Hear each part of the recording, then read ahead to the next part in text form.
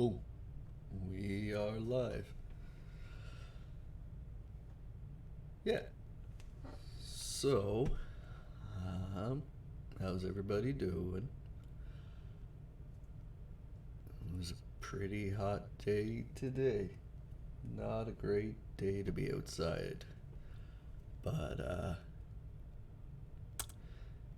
it's over with, and now I'm in the air conditioning. Also, this audio monitor playback bullshit is really, really weird. um,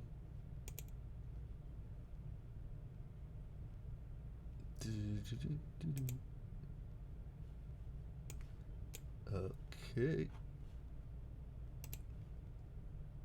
try that. Good afternoon, Defender. How are you?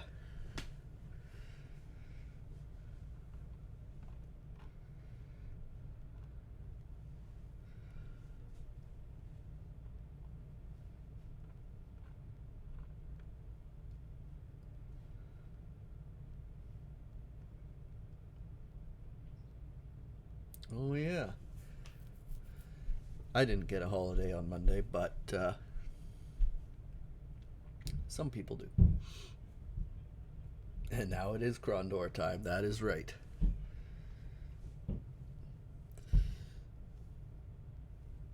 Shush up there. So, I discovered why my microphone auxiliary input was not working. Turns out it wasn't a hardware malfunction, more of a mutton malfunction. So, I'm just a dumb and somehow managed to swap my input to something that was not my microphone and didn't notice. So obviously it wasn't picking up. So now I've switched it back and had to monkey around with all of my volume settings. So if everything is just completely out of whack, let me know and I will attempt to make it sound a little bit better. But things at the very least might be a little louder for you guys anyway. If it's too loud, sorry. But anyway, yeah, I got that fixed because I also noticed that the other thing that I was using to capture my audio was, yeah, it was clicking and it just won't stop. So I went, well, how am I going to fix that now? So I went back into the audio input settings and discovered that my microphone was not going to the right place. So I fixed that and I turned off the thing that was clicking because it just won't stop clicking now. And hopefully everything is good. I also turned up the desktop audio a bit, so if that's too loud, let me know and I'll turn it down. But on the recording that test that I did earlier, it sounded okay, but maybe it won't sound okay on Twitch. I don't know. But anyway, let's do a recap from last week. What did we do? So we finished off chapter 4. Yeah, so we rescued Obkar, we escaped the Naphtha mines, uh, got some money, we got Gorath laid. After that, we met his wife. Owen's now pretty good spellcaster. And then we made it back to the kingdom in one piece. And then we messed around with James Locklear and Old Man Patras for a bit. Did some stuff, poisoned some dudes, found some other things, and ended off with our search for the minstrel Tamni. And I think, if I remember correctly, we should be just about to find him.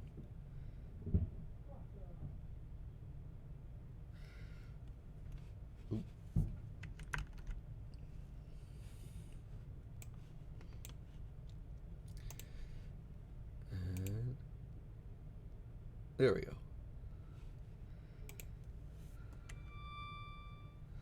So yeah, let me know if the volume is way too loud.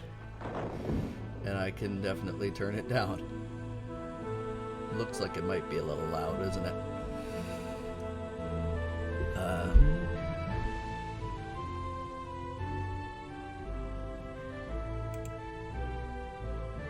It's a bit loud, yeah.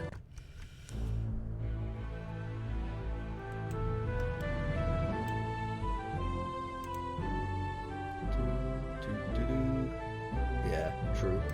I'll just turn it down a wee bit. Just a touch. And then we'll see what that does. Back to full screen again. And back at it again. So yeah, we are here. James pushed on the door of the barn. Despite the fact there were no locks visible, the wooden door refused to open, and despite repeated attempts, no one seemed to be strong enough to open it, separately or together. Ah, we need to be strong boys. Luckily, I think I have strong boy juice. Strength potion. Yes, I do. Take a swig. That's correct. Time for some performance-enhancing drugs. James is drinking his steroids. And he's wildly exhilarated. That's probably fine. Okay, let's try to open this barn again. Which reminds me, if I gotta drink a strength potion just to open the barn door, how the hell did a minstrel get in there? Is this guy just jacked? Why are these wandering minstrels so strong? Okay, James pushed once again on the door of the barn, but it refused to budge. What? Oh. Despite the fact there were no locks visible, the wooden door remained securely closed despite the group's repeated attempts to push it open. Finally, after a great deal of struggling, innumerable grunted curses, and with a giant whining screech, the rusted hinges released. Ta-da! James motioned to the figure across the room. The man walked over to join them. He stood before them, shifting nervously.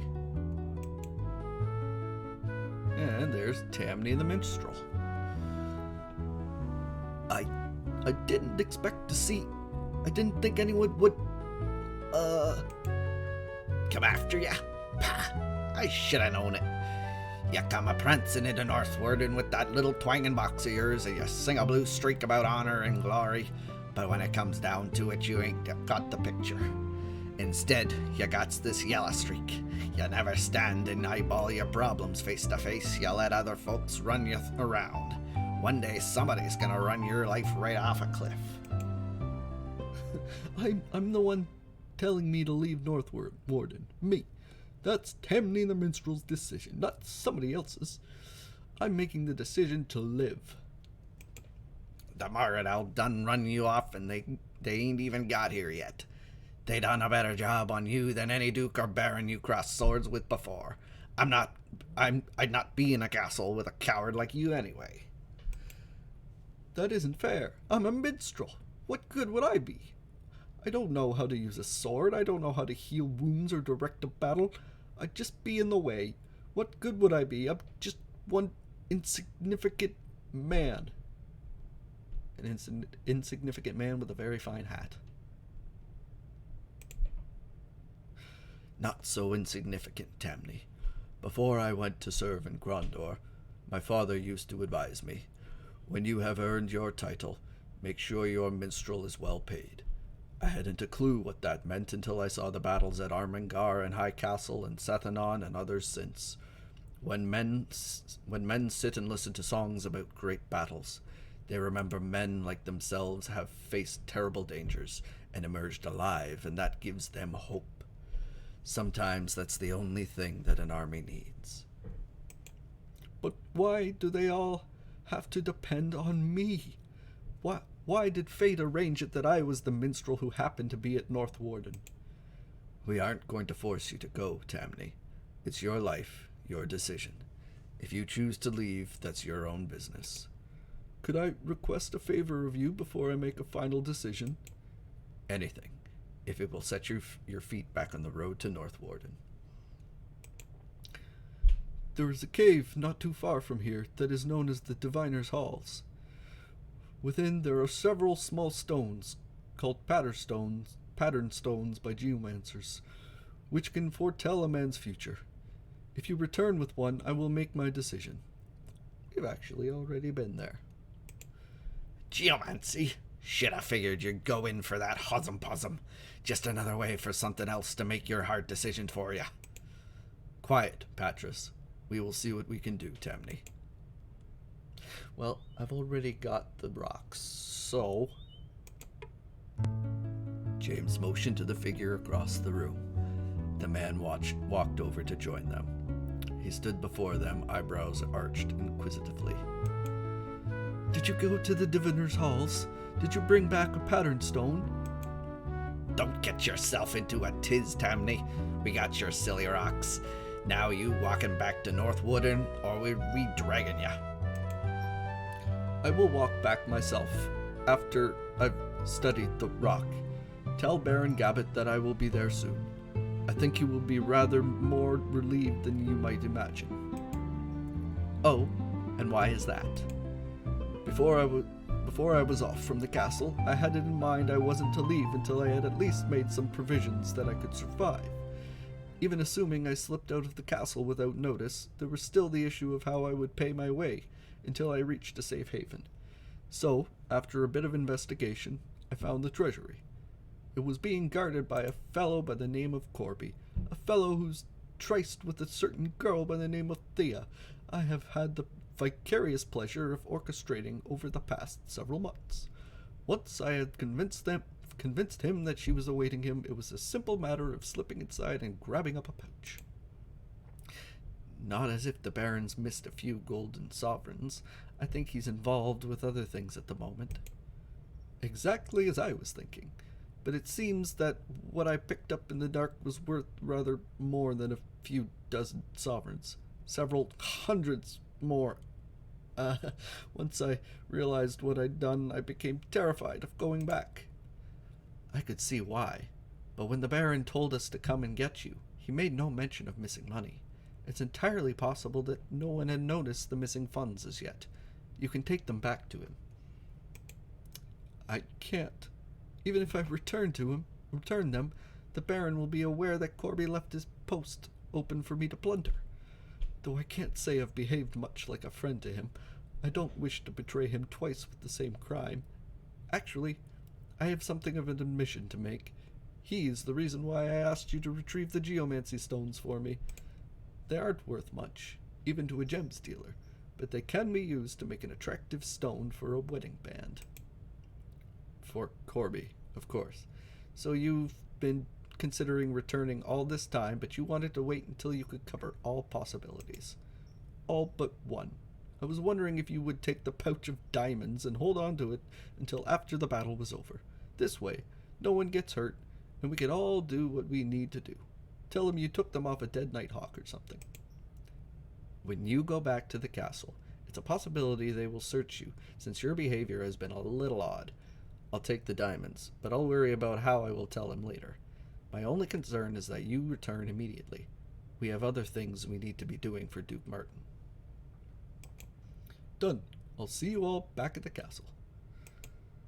Don't be too happy about this, Tamny. You and I will have a big score to settle on later. Don't let yourself get killed getting back there. Well, that went all right. What happens if the community barn at Den Camp on the Teeth was of the usual variety? The occupants were also a standard mix of cows, sheep, and chickens. Still, James decided it would be worth a look around. It was obvious the barn hadn't been shoveled out in some time, and the stench was nearly unbearable. He was just about to leave when his eye spotted something shiny. He kicked aside some dirt and hay with his foot. The darkness made it difficult to see, so he bent down to take a closer look. It was a single gold coin that caught his eye, but now, upon closer inspection, he could see that there were actually 9 of the little treasures spilling out of a small cloth bag. Well, I guess I'll have to appropriate these funds for kingdom business, James muttered to himself. Looks like they've been here for some time, so I'm sure they won't be missed. So is that it? Yeah. Okay, so we have a whole bag of diamonds. Nice. We are 100% not giving them to the Baron. We are 100% selling this shit. Because we can.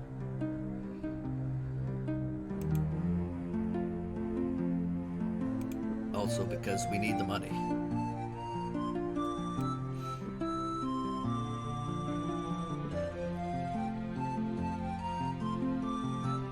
Yep, that's right.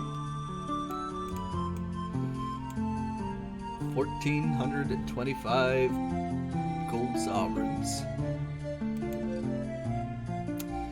By the way, how's my voice level over top of this music? Is it doing all right? The audio bar is going a little crazy, but I don't actually know what it sounds like.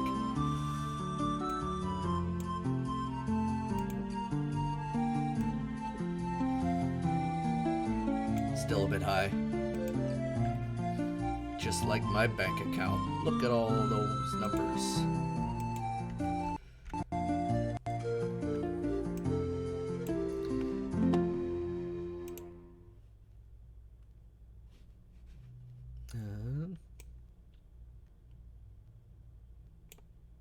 Turn it down a bit, and then I'm gonna leave the shop and then come back because I can. Okay, how's that? Does that sound any better? Am I a little less overborne by the rambunctious music in the shop? That's better. Cool. Back to full screen and see what other kind of shenanigans we can get into. Can I sell you? You don't want this armor that I've been keeping hold of? Well, fine.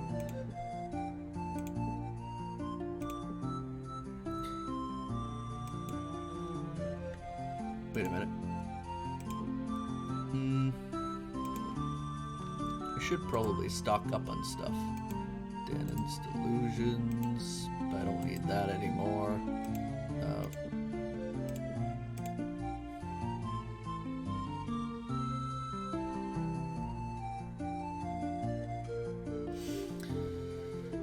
That might be useful. I just gotta make sure I still have $2,000. This, give that to him. Can I haggle for it? No. He doesn't want to haggle. Oh well. I'll take it. I like the horn. So, give that to you. Give it a good whack.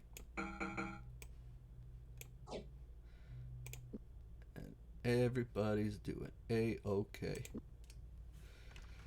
So, found the dude.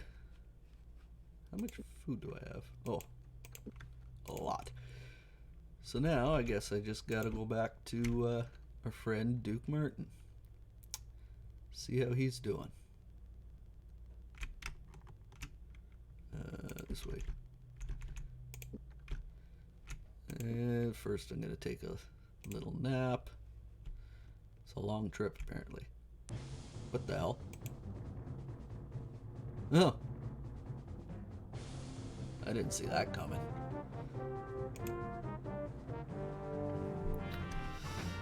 Oops. You shot your own dude. Can I hit the witch? I can hit the witch. Oh. Would you stop following me? Leave the old man alone. So these witches don't appear to be actually attacking, so they're probably fake witches. Yep, they're definitely fake witches. So in that case, charge Locklear. Poke him. Would you?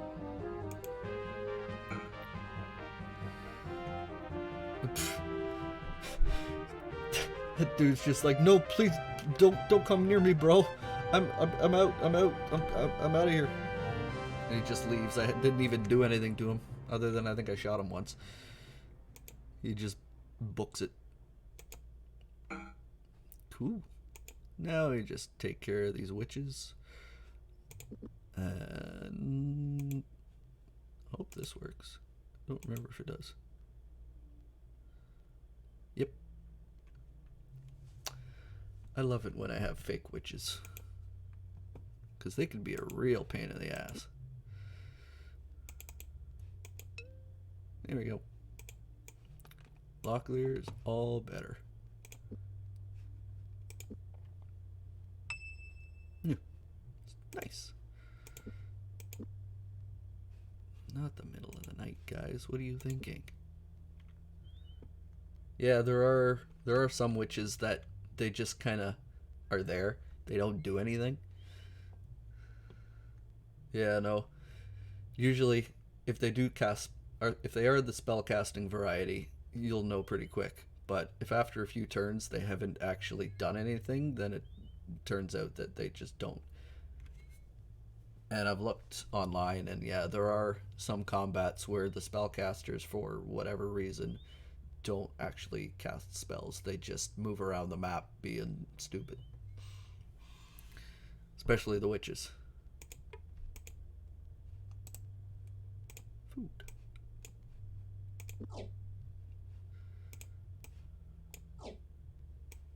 Keys. You. Yeah, sure.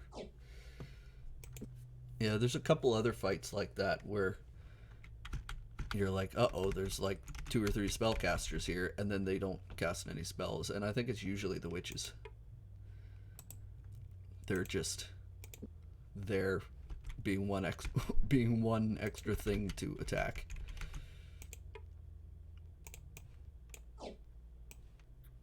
Which is fine. I'd rather that than, you know, the alternative. Have them be way too difficult to take on. Right. Okay. Let's see. What? My guess is I have accidentally passed Duke Martin. Yep, I did. Things are not going well at all. I've started to get reports from some of our scouts, and from the sound of things, this will not be an easy siege. So, what's brought you looking for me? Goblins, I guess. I'm beginning to get wistful for the days when we were running the billets in Krondor for Master DeLacy. I haven't had this much experience in a long time. So, where are these goblins you told us about? What about Tamni? Did you find him? Yes, though it took a little extra work to get him heading back to North Warden. He promised dutifully that he would return, and I believe he will. We had a long talk. I can see now why Arutha values you so much. I personally wouldn't have believed it possible.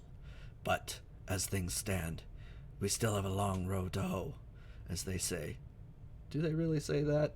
I don't think I've ever heard anyone say that. A goblin company of archers has already moved into the pass and is trying to entrench itself there. If they get a foothold, they may be impossible to root out once the Mordell roll in.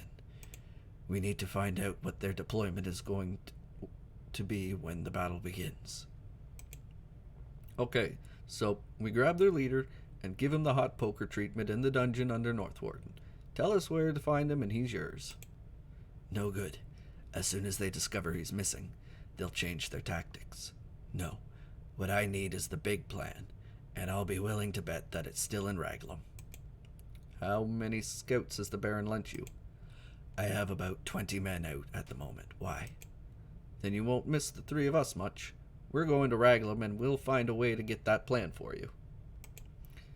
You plan to march through a company of goblin archers to the city where the Mordel are massing, walk right up to the leader of the enemy and say, "Excuse me, may I just borrow your war plans, please?" Smartass. As I recall, I snuck the future Duke of Krondor, Prince and Princess, and the Admiral of the Western Fleet out of Krondor while it was under siege of Jocko Radburn and Guy du Bastira. I think I could snatch a silly piece of paper. I think if Prince Arutha didn't want to make you the Duke of Krondor someday, he would probably have you killed as a madman. All right then, get me that paper, but be careful. I'll be waiting for you. Yeah, all right. Well, that at least answers a few questions. We'll be back. We'd best be back at getting this battle in order. Is there anything else you need at the moment? Just for you three to be careful. We can't afford to lose any men. Any more men? I think we can handle that order. You stay out of harm's way as well, Duke. Arutha wouldn't forgive me if you somehow got arrow shot by some goblin archer. Farewell. Right. Cool. So, first thing I'm going to do is I want to check out Northward and see if there's anything else going on there.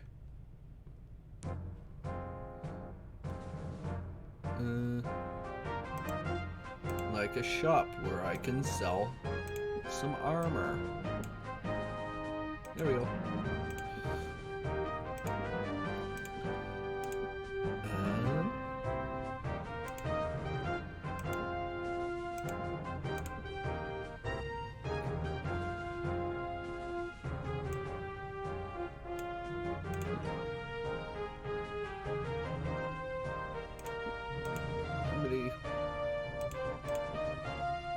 None. 16. 4. 8. 12.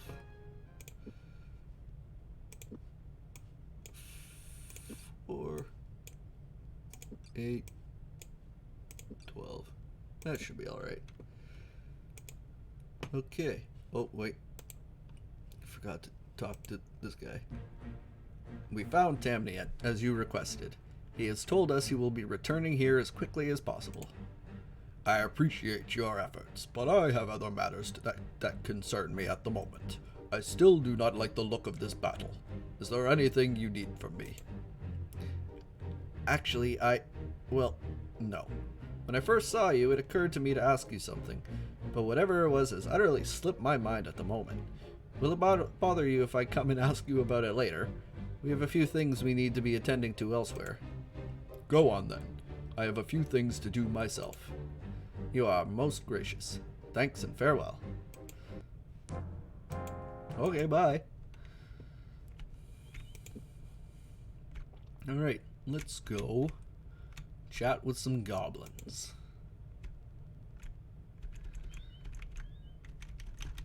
Do the bodies have anything? Shells. That's fine. Woo. Goblin voice. Okay. Let's see what happens. A band of goblins milled in the roadway. James stared hard at the leader of the goblin band that faced them. At his side, Locklear counted heads, silently calculating the combined worth of the mercenary force. "What do you think, Lockie?" James muttered. Whatever Delacon's game is, he's paying for it, Locklear replied grimly. Goblin mercenaries charge small fortunes for their services, and by my guess, there's at least 1,000 sovereigns worth of them here. I don't think they'll attack us unless they think we're getting too close. We might be able to negotiate a passage price. Bah! Patras spat. Dark brothers are dark brothers. They're just mean-spirited. Period. Stepping out of the ranks of the enemy, a tall, pale-complected goblin drew his sword and pointed it at James. Speaking the kingdom tongue with some difficulty, he glared at them with black eyes. You speak price of passage, he said. Dear Gun, here speaking of you and tell to Gullah. Gullah consider, and say price of passing is being thousands of 2 sovereigns. What did... It is a sizzler. I was in it all day. Except for the brief period where I got to sit in the air conditioning of a truck. But, yeah, the breeze is nice at least. What did you miss? Not a whole lot. We found our minstrel friend, and we kicked his ass out of the barn and sent him back to the castle so that he can sing lots of musics and get everybody pumped up and ready to fight and probably die. And now we're talking to some goblins, trying to see if we can get past them to go sneak into a bad guy's camp and steal some battle plans. Yeah. Thousands of 2, James repeated. You mean 2,000 sovereigns? Gullah nodded. If you pay, we shall let you pass. If you come closer and not pay, we kill you. You give us thousands of 2? Sure. James produced the required amount, throwing it at the feet of the goblin. He waited for it to be collected by the scrambling mercenaries. You promised passage, James said. Yes, the goblin replied. We not fight, nor shall any our company you meet. Tell them you paid your way at Gullah's command. We will fight for your baron. Oh. As the goblin leader moved away, Locklear chuckled as he whispered in James's ear. Imagine the look on Baron Gabbet's face when that lot marches up to North Warden and announces they're fighting on his side. He'll have a fit. James smiled. Too bad we won't be there to see it. Yeah, it was pretty hot today. But, made it through. Just drove really fast on the forklift, so I got a nice breeze. Didn't hit anybody, so it's a good day. And I didn't have to carry any drywall either, so it's an even better day. Doo-doo-doo. Oh, goblins halted them. Gullah said we could pass, James said, shouting out to the waiting band. You have a new contract with us. Bewildered, the goblin hordes argued amongst themselves, the leader at last shouting for silence. You pass, he shouted back. If Gullah say, we obey. You will not be harmed. Okay. Yeah. Especially, the no murder part. People tend to not like when you run them over with a forklift. Oop, the wind's howling. Eyeing the gap which was the mouth of North Warden Pass, James turned to Locklear and clapped him on the back. So, how about a little fun, old friend? You know, I've lost friends every time I've gone into the Northlands, Locklear replied coldly. Bronwyn, Captain Moyet. James nodded. Sounds to me like you've got something to pay them back for then. What do you say we go stir up trouble with Delacon's troops in the Northlands? Yeah, sure. They marched in silence, fearing that the sound of their kingdom's speech would carry in the cold. They moved as quickly as possible through the treacherous North Warden Pass, each steeling himself for the difficulties that didn't let me finish.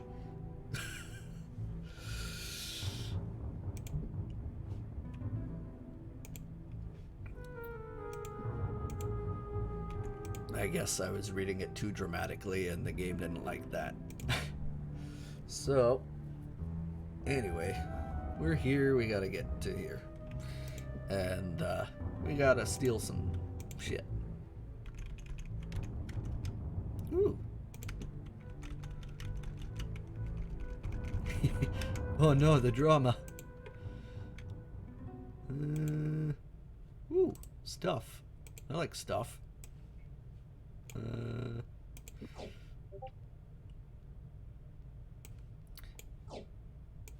Yeah, we'll take these. We're in your base stealing your supplies. Okay, you take it then. What are they gonna do without their crossbows? Oh. Food.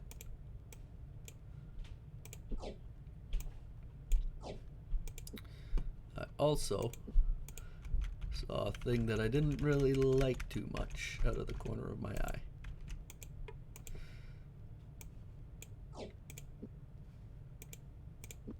So let's go check it out. Yeah, that guy. A rhyme giant.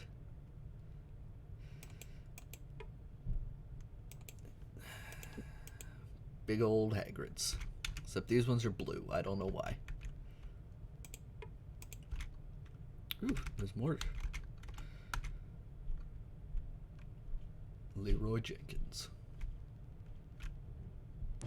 It worked. Leroy Jenkins, you've saved me.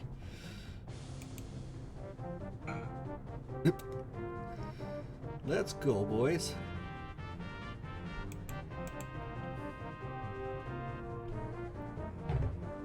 Don't you throw your rocks at me. What happens if I... Oh yeah, you don't have fireball. Darn.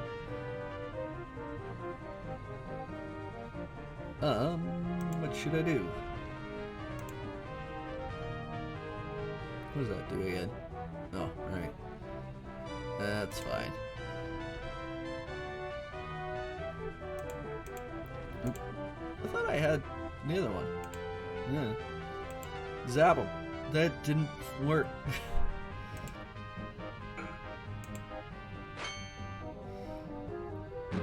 Oof.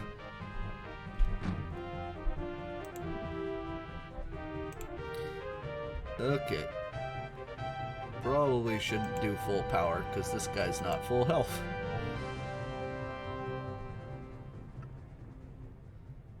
Huh, thanks. Let's go attack this guy then. You... Uh-oh. God, that always sounds not fun to be hit by. Let's do some healies. Just because we're probably about to be smacked.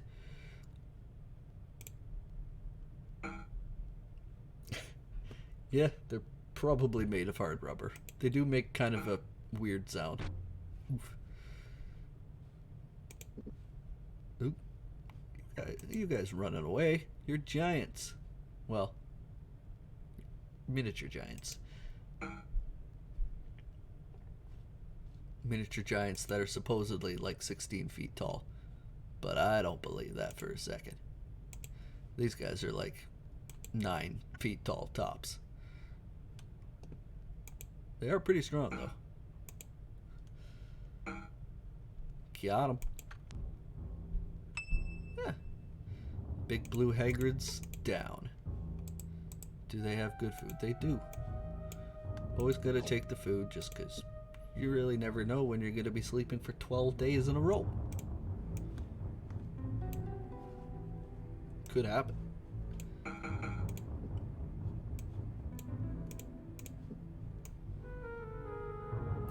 Get out of my snow mountains.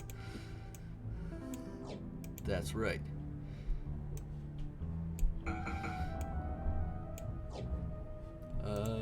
You. Oh, nope.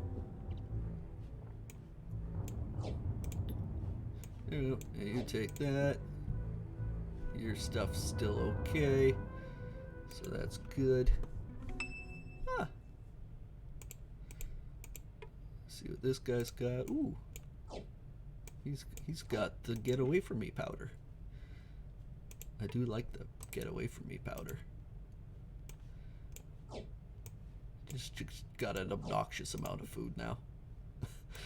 I'm never gonna need all of this food, but yep. At least I don't have to worry about running out.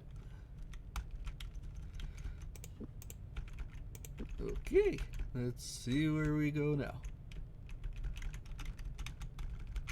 I don't even... What?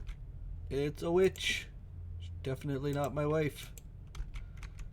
Or maybe she's coming to bring me home. Yep, they're waiting for me. Let's see if these are real witches. Oh. Yep, these are real witches. I don't like the real witches.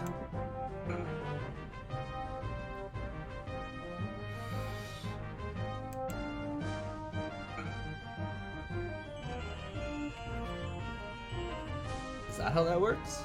I thought it was bucket of water. Didn't know witches melted if you kissed them. Also, I'm about to die.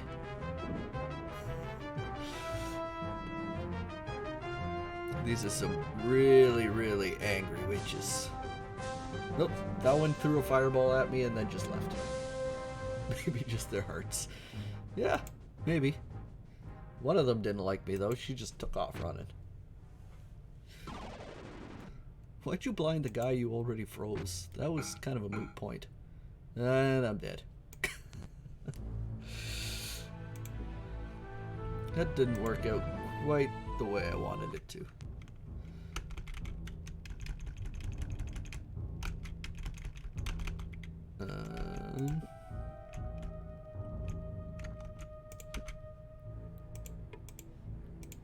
I'll save here now.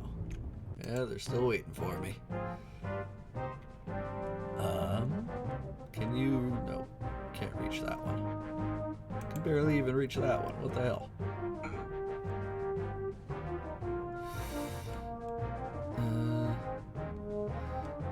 Stop him. Aw.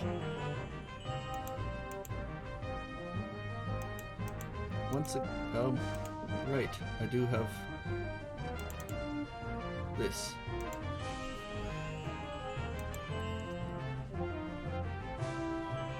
Uh-oh.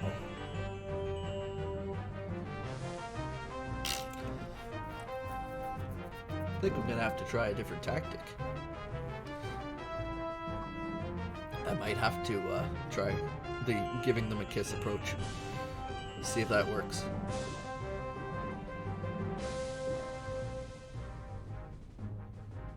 Because just blundering in is not working.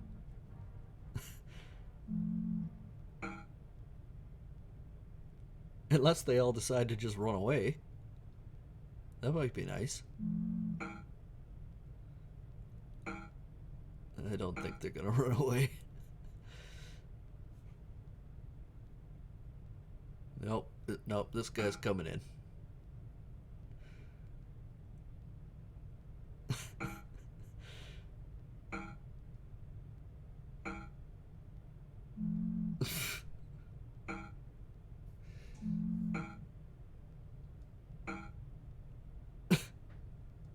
Nope.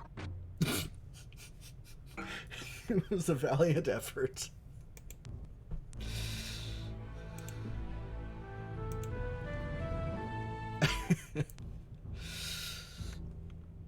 Yep.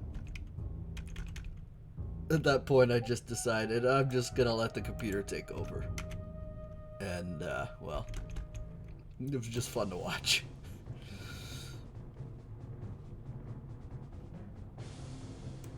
So you go after her.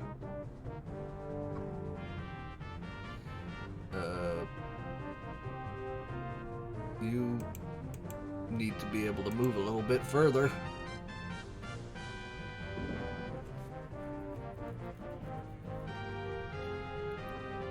Now you call the dogs. I kind of forgot that I had this thing. I just bought it, so you wouldn't think I would forget, but basically it summons a couple of dogs who are pretty useful when you've got annoying spellcasters. Yeah.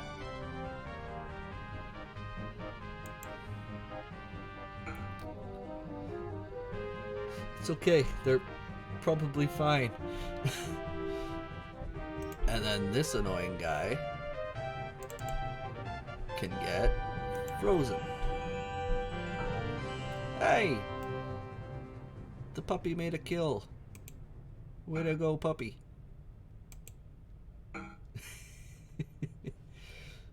And now you run away. Nice! These dogs are kicking ass. And now, why don't you just target practice? You two, shoot them. You just heal.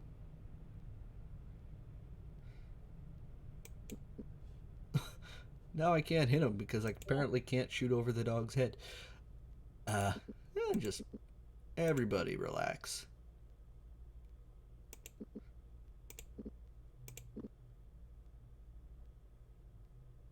Oh, now the dogs are missing apparently.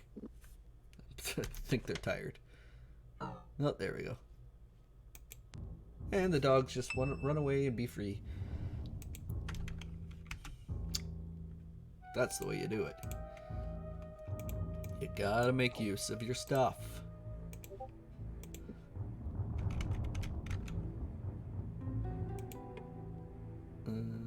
Yeah.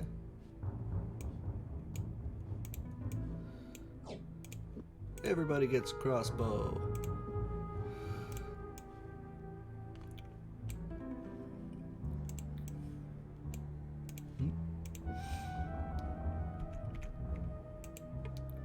Oh, right.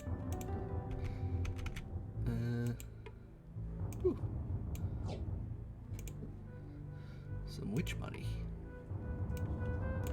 I will take the witch money.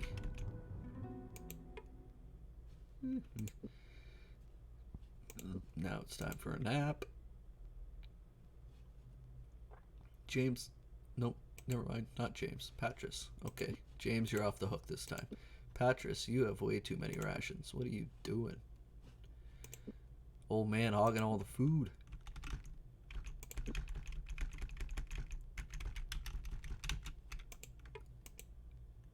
Ooh. But am I gonna have any? Nope. Get rid of that. What do you mean there isn't enough room?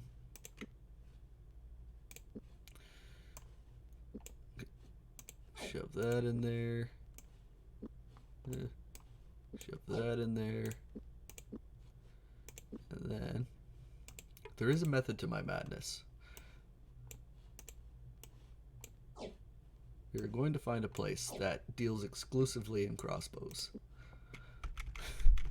Which is probably why there's so many crossbows. It's a trap.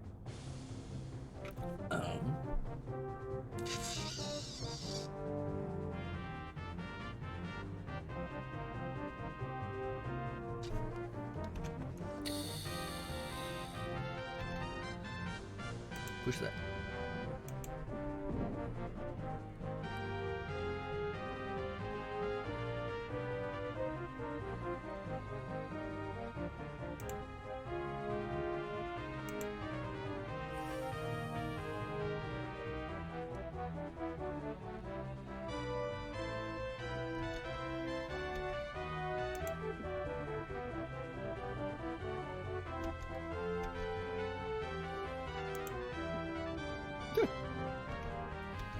It worked.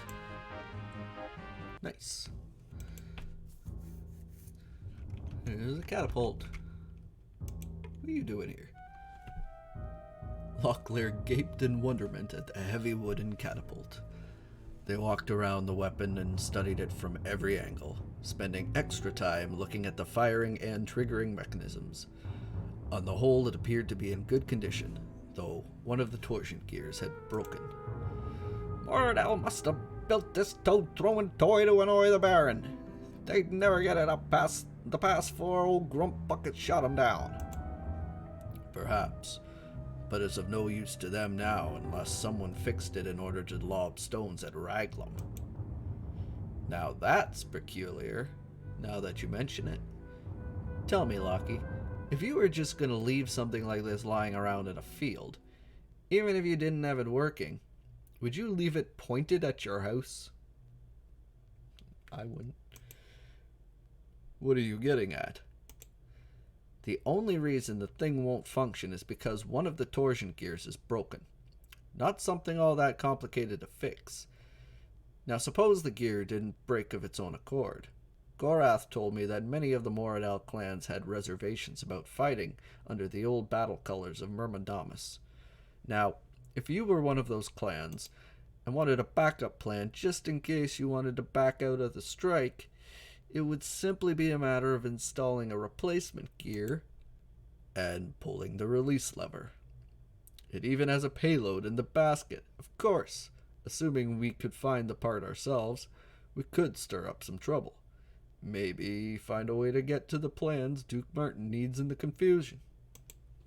Perhaps. But we'll need to find a replacement catapult part first. I doubt there's one lying around here somewhere, but let's check around. They searched the area for half an hour, hoping to discover a replacement part for the broken gear. When it didn't materialize, they picked up their packs and prepared to leave. Oh. Move out, boys. What time is it? Oh, it's... Hey, I found a house. I found many houses, actually. It's a village, that's the word I meant to say. Cloth yard shot. It took no extended amount of time for James to discover the establishment catered specifically to archers. Upon opening a latched bin, he discovered a stack of quarrels piled high like ricks of firewood, each meticulously tagged as to where it came from and who had fletched it. Yeah. Oh, sweet.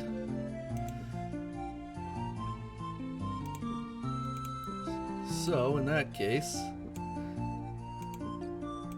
let's just sell some stuff.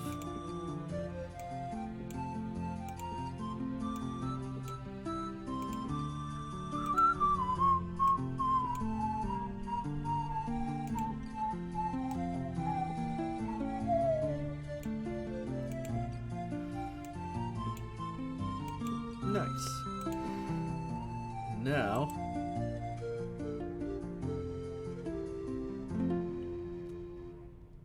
this is a big ass crossbow. I'll buy one for you guys. And how about, wait, who's the better archer? 73%, 70%. Not by much, but you're the better archer. So I'll give you fire arrows. And you should each get a heavy bowstring to string your nonsense. Okay. Tradesies. There.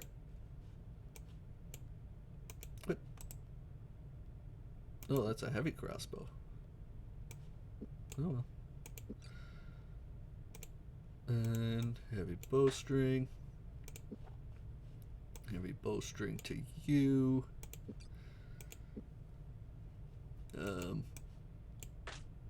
There. Now you guys are all strapped up and ready to rock and roll. How many things do you all? Oh yeah, you're all doing pretty good. You've got a ton for no particular reason at all. Restoratives 8. For 50, that's not too bad actually.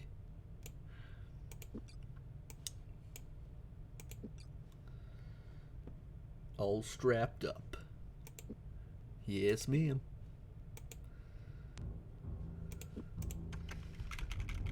Okay. Now, the next thing I always like to do is go check out the bar. James approached the Mordell Tavern. So you really think we can just walk in without attracting unwanted attention? Asked Patris. It's a trick I learned many years ago. Everyone will gravitate towards the simplest solution to any dilemma, he whispered, reaching for the door. Patris wasn't convinced. This is highly irregular. Look at it this way, James continued. We either have a legitimate reason to be here, or we are completely insane and are walking right into the middle of enemy territory. That doesn't make a lick of sense. So everyone inside will assume the first is true. Now try to act like you belong. Yeah. Guitar. Why did James try it? Patris is the one with a better bardic, I think.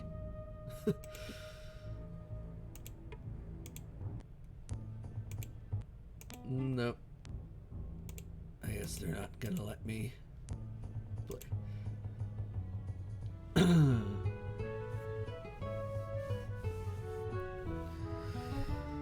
Yeah.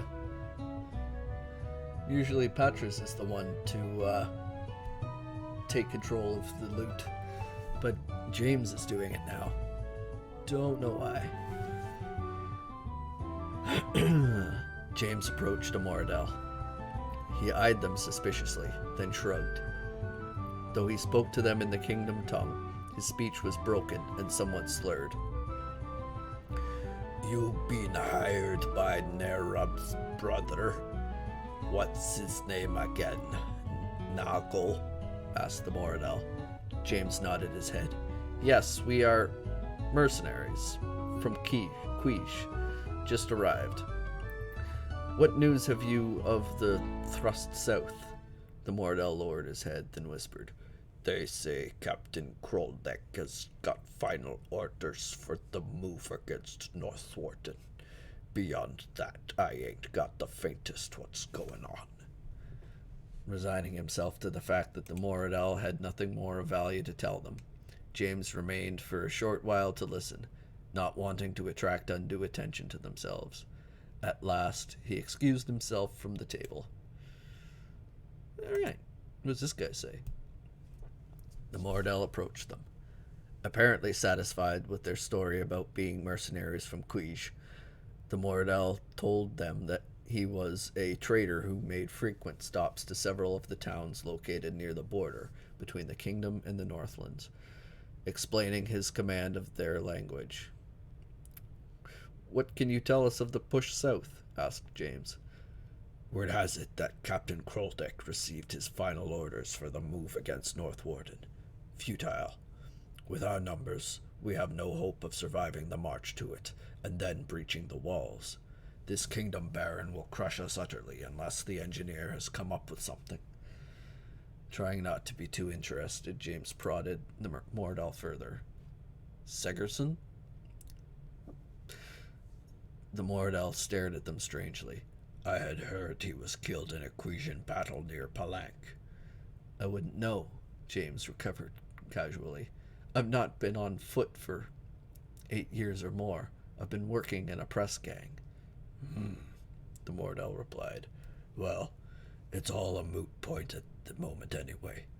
Krondor has locked himself into his commandeered command post to work on the battle plans for a goblin offensive, and the engineer just sits in his house drawing up designs. Hopefully the kingdom won't elect to retaliate after this madness is over with. They thanked him for the information he was able to provide and casually strolled back to a spot near the tavern door. One more time. Nope.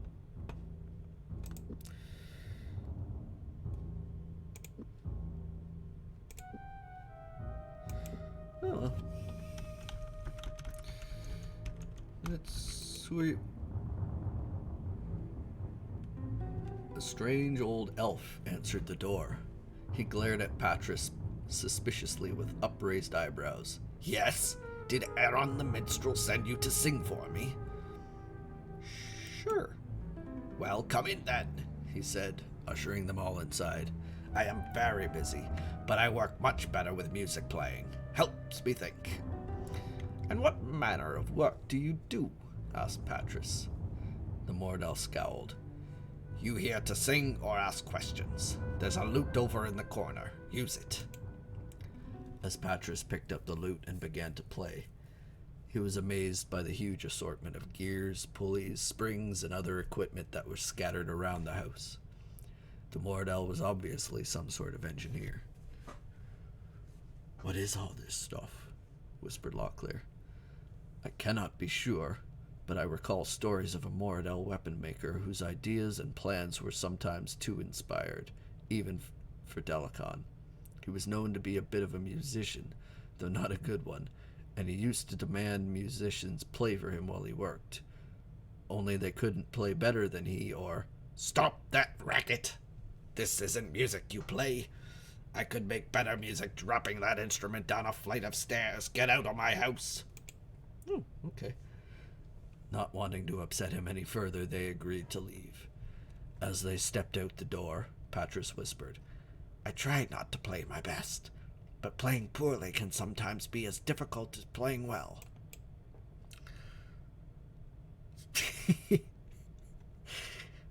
Yeah, apparently. Well, he is an engineer after all, so his stairs are probably pretty damn fancy.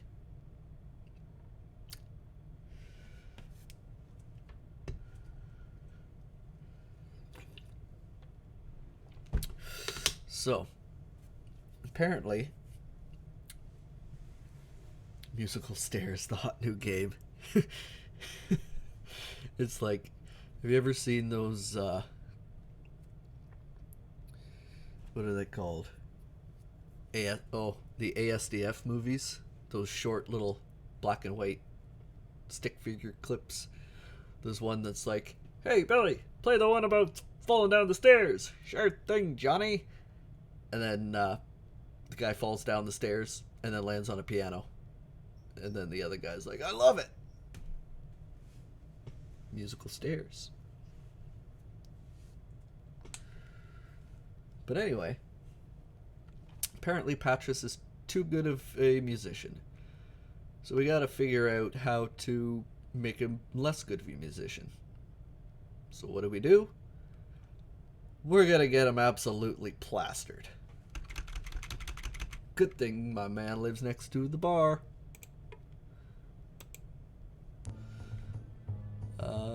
Innkeeper, barmaid. Let's get you that good stuff. Right there. Let's see. It's only 18% drunk. Gotta keep going, guys. Just drink it all, Patris. 3 drinks of brandy, just keep going. We're good. Get the old 100-year-old man absolutely shit-faced. Come on, you can do it. What? Patris drunkenly demanded more liquor. You've had quite enough, Locklear said, calming his companion. Time to call it quits. No, I want more. Nope. Patris, you've been cut off.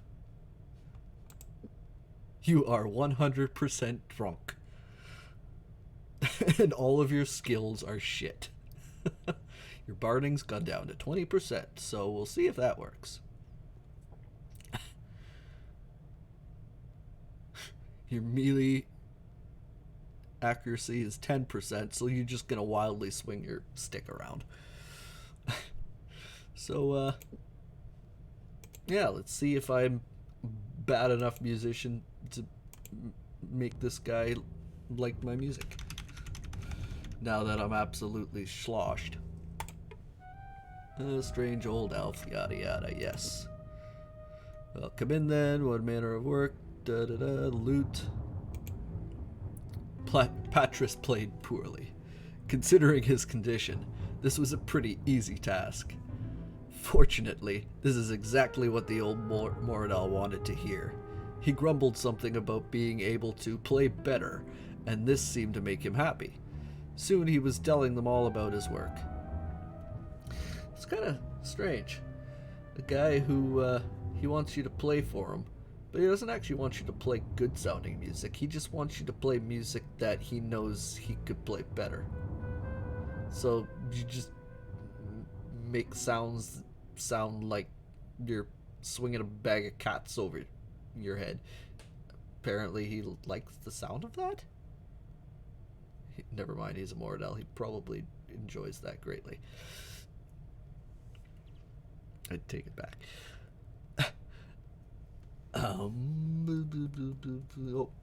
I had been working on a catapult for Captain Krondor, but the dragon lover refused to pay me when I was finished with it. So I fixed him right up. Removed a critical gear, and now he can't get it to work at all. The Moradel laughed, then continued with a sly smile. I finally had it moved to a spot within range of his house, and loaded it up with a magical poison. One of these days I'm going to retrieve that gear, and you can say goodbye to Captain Krondor then, I can assure you. Where did you hide this gear? Inquired James innocently.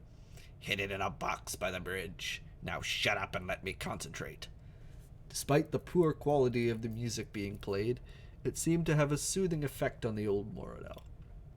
Because before long, they heard a soft clunk, and looking up, they realized it was the sound of his head dropping onto the wooden table. Moving quietly so as not to disturb him, they left.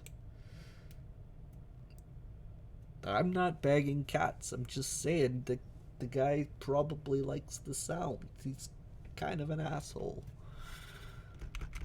Anyway, I should probably let Patras sleep, because he is extraordinarily drunk, and he's like 100 years old.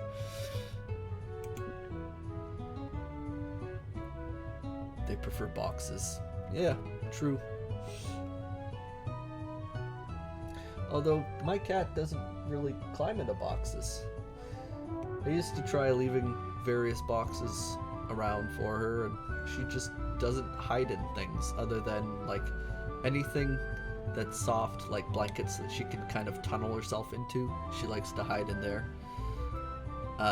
Which I have to be careful when I crawl into bed at night, because sometimes she's got herself under the covers, and there was one time where I put my hand down and then I heard a "Ah!" and I was like, oh shit. And because that was basically all of my weight attempting to be there, and then as soon as I felt cat, I stopped putting my weight on there. I just fell and hit the floor. But ever since that night, I've realized I need to check the blankets before I jump into bed. Because, yeah, that kind of hurt when I hit the ground, because I didn't want to actually hurt my cat. So she was totally fine. My elbow was a little sore afterwards, but yeah, luckily I'm very good at suddenly stopping all muscle movement if I suddenly connect against her, so I end up getting hurt a lot and tripping over her, because if I'm walking in the dark and my foot connects with her, my whole body just goes, nope, stop moving, and then I usually fall over. So she's alright. I get tons of bruises, but we're all good.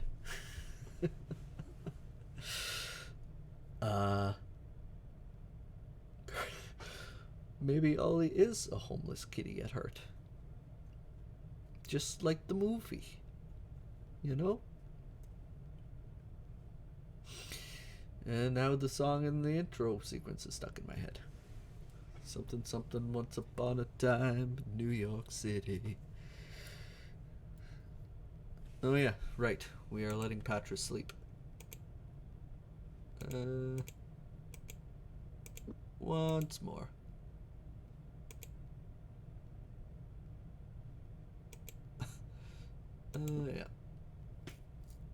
Wait, is Patras still fucking drunk? Jesus Christ, we slept for 2 days, Patras. Like, I guess he is old.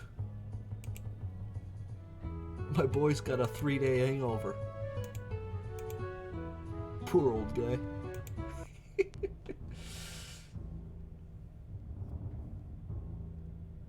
Aw. Yeah. I remember, I mean, I haven't seen it in a long time, but I remember it was always a real tearjerker for me too. Not as bad as The Fox and the Hound though. That movie, I think I was like 7 or 8 when I discovered what was actually hanging in the hunter's shed, and I was apparently so traumatized I have never watched the movie since. Because I guess I was old enough to figure out that, yeah, the hunter had, you know, animal skins hanging from his ceiling, and that meant he's killed like dozens of animals, and 7-year-old me just couldn't handle it, and I never watched the movie again. You don't remember that? Yeah. That's actually pretty much the only thing I remember from that movie. That, I guess it gave me severe PTSD, because that's the only thing I remember from The Fox and the Hound is the shed with all the dead animal skins.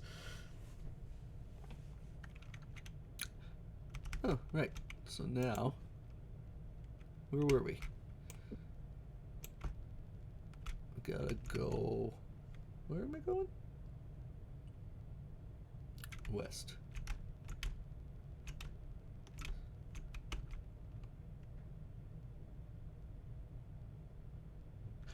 See, I don't even remember there being a girl fox. I just remembered the hunter's cabin. Oh, I think there was a bear too. I think there was a grizzly bear, but those are the only 2 things I can remember. Uh-oh. I see you there, hiding in the trees. Got any friends? Yeah. I think I remember I didn't like the hunter either. I think he kind of scared me too. But, yeah. Just a horrifyingly traumatic childhood experience. Locklear, you're a knight of Krondor. How did you trip? Oof.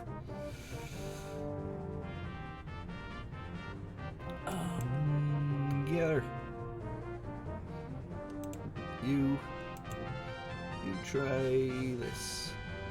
53%. That's not gonna hit, is it? Nope.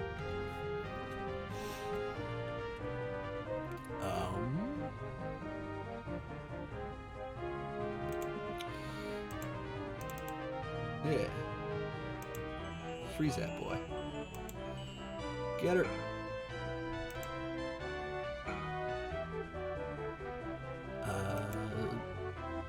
Escape. You and your 3 steps before you get winded. Nice.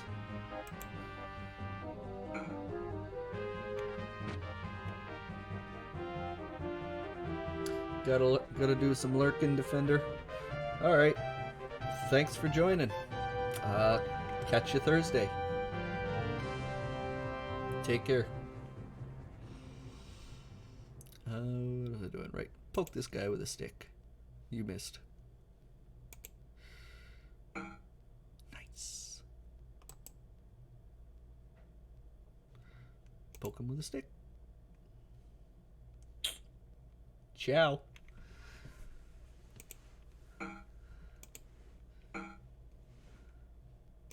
Oop.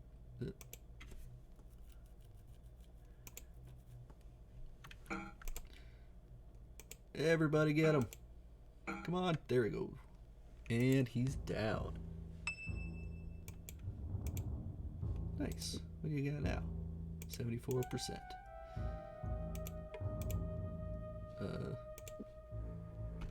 Yeah, I don't. There's not really too many things that I need anymore. It's basically just. Well, I guess there is one more chapter with these guys, so I should probably keep some good stuff. But I don't really need any money anymore, so that's handy. Yeah. Cool.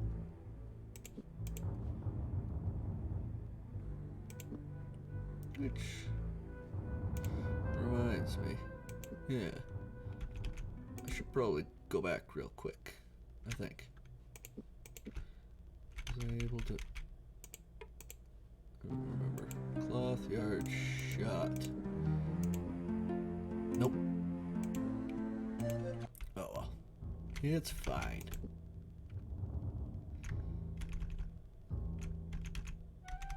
What did I just... Oh.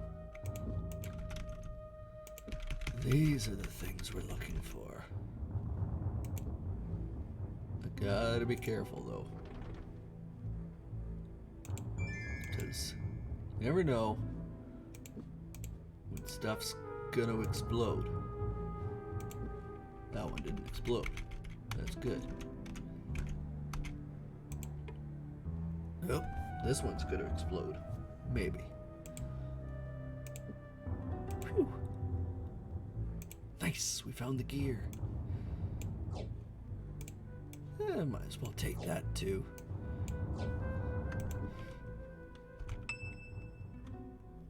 Good guy. And useless. And wait. Let's see. And I'll use that. Sure, why not? Okay. Time to go blow stuff up. Actually, first it's time to take a nap. There we go. Now we're gonna go blow stuff up.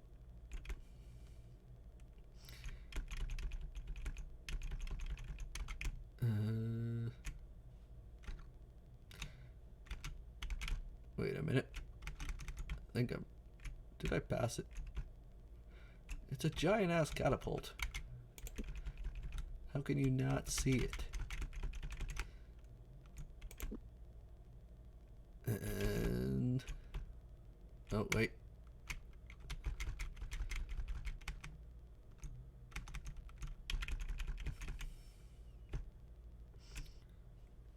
Nope. I just keep walking past it, apparently.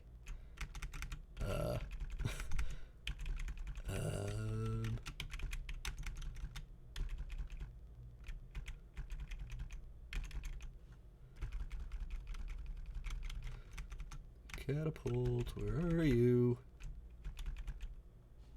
Yeah, I get it. You're tired.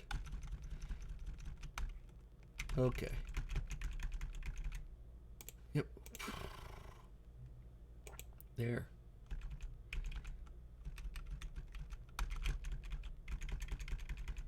Oh, there it is. I only walked past it a half dozen times. Okay.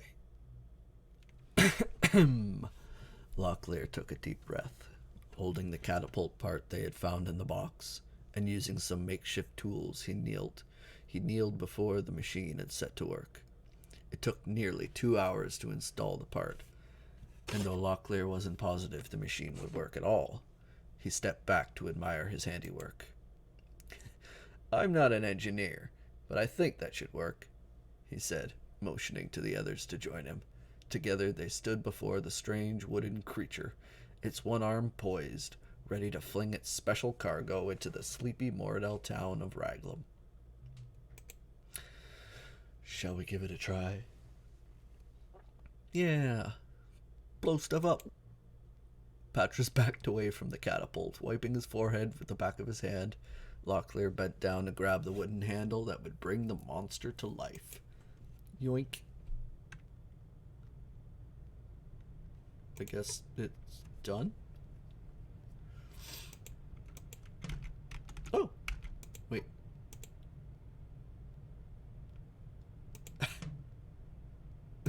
I can just keep doing it. Though they had already done the damage they had come to do, James wanted to watch the machine work one more time. We could just keep firing, apparently. Okay, that's enough. That was weird. So, now we gotta figure out which house. Oh. Fair enough. Fair enough. I keep wanting to fire the catapult too if I was actually in range of a catapult.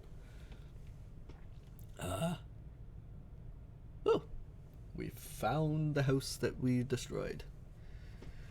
The door was ajar. No, it's not. It's a door. Locklear tried to enter the small house, but something seemed to be blocking the door. He pushed a little harder, and reluctantly the door swung open a little further. Peering into the darkened room, they could make out the form of a male Moradel on the floor. Kroldek's body was curled into a fetal position, and he appeared to be clutching at his throat.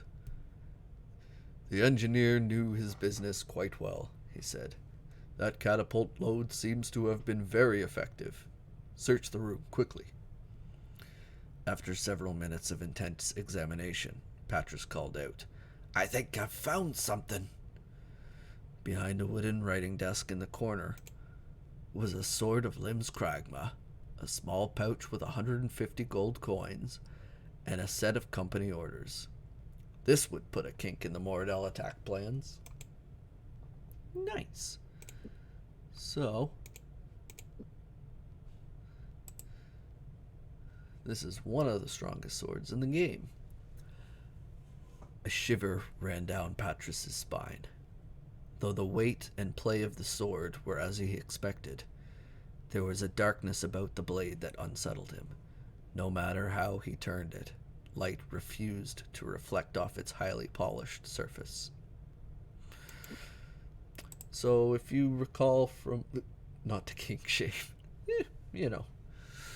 If you recall from way back when, Lim's Kragma is the goddess of death. So this is basically a sword blessed by the goddess of death, I guess. We'll give it to Locklear, because I think he is the better... Oh yeah, he's way better at swinging swords. So we'll give this to you.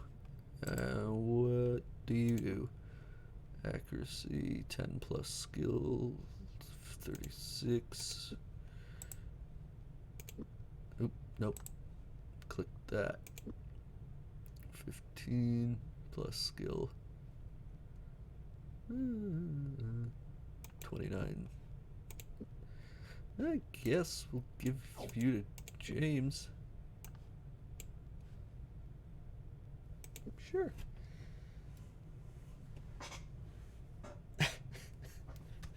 Yeah, I guess so. If that's your thing, the weight and play of the darkness, then you do you, Patras. You old crinkly faced, white haired, lovely human being, you. So we got what we came for. Anyway. So we're gonna zip along and, oh yeah, right, I forgot. Pretty sure these are our guys. Yep. You remember us, don't you? James said, shouting out to the waiting band.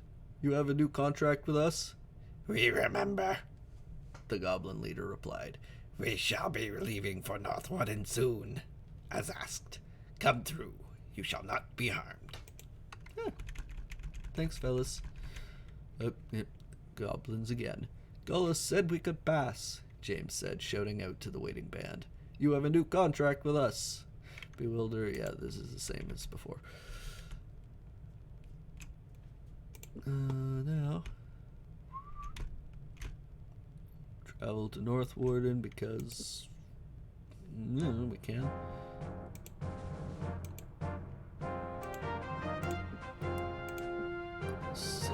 this for 81 bucks, I guess. What do we got?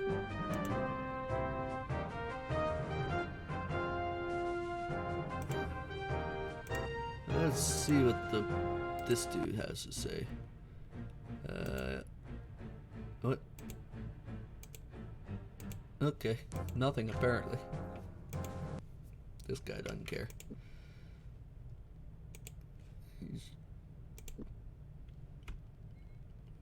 But I know who's gonna care. This dude. Oh yeah, that's the thing he always says. Plans. We got the plans for you, Martin. Too bad you didn't come with us, though. We had quite a bit of fun. Wouldn't be much time for that very soon. My gut instinct tells me they'll begin the assault in the next few days. Before we go back to the castle, there's something I would like you three to check out for me. I got this mysterious note from someone that said a company of Mordell illusionists had slipped behind North Warden. I thought Patras would know how best to deal with them. Just like those pointy-eared little munchers to go stealing my ideas. Baron Gabbard had me working on something like that, but I could never get the kinks out. Kinks. I knew my tongue was itching for some reason, but if we run across them, I got something that'll fix their hindquarters in a bat's fart. Never heard that before.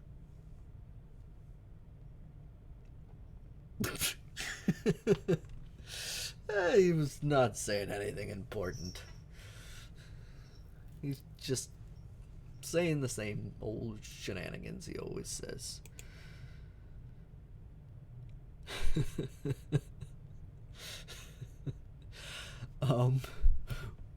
Whoever wrote the note doesn't specify where they are supposed to be located. So if you three would just take a swing southwest and see what you can find. Once you're done, come back and we'll all head to the castle together. Well, that at least answers a few questions. We'd best be back at getting this battle in order. That was a weird sentence. Is there anything else you need at the moment? Just for you three to be careful. We can't afford to lose any more men. I think we can handle that order. You stay out of harm's way as well, Duke. Arutha wouldn't forgive me if you somehow got arrow shot by some goblin archer. Farewell. Alright. Let's go find some Mordell wizards. Southwest.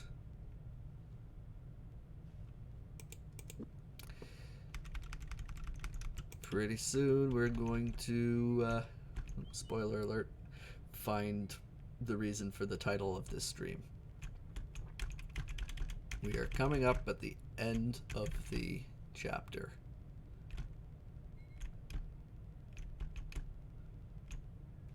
If I can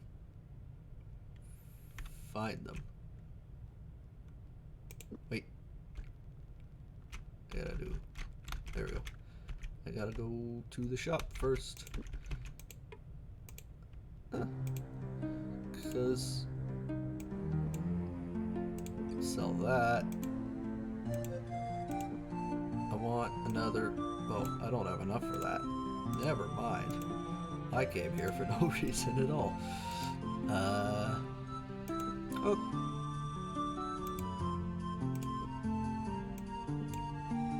No. Okay.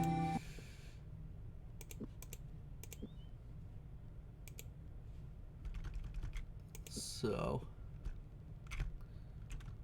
should be a house directly in my way. Oh, birds are flying. I think we might do well to pay attention to that little creature. Whatever startled it may be close at hand. If we continue in the direction we are currently headed, I suggest we do so with great caution. Okay, that means it's time to save. Ooh, nice. Sneaky boys. Nope. We're ambushed.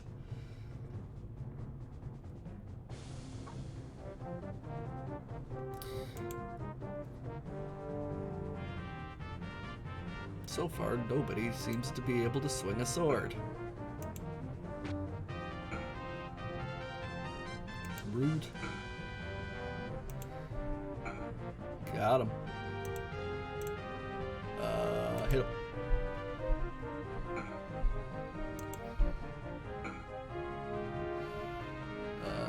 Heal. Hit him. He missed. I told you to hit him. Got him. Is this Star Wars? Yeah. Basically. It's Star Wars with elves and goblins and dwarves.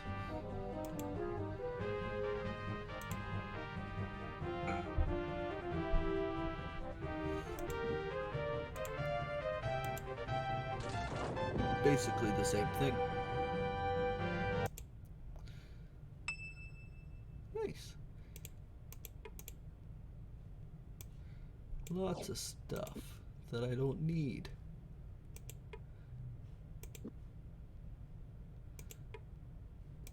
Money.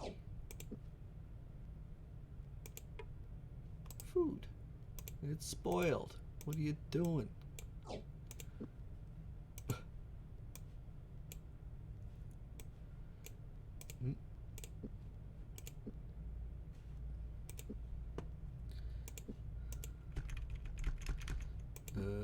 Right.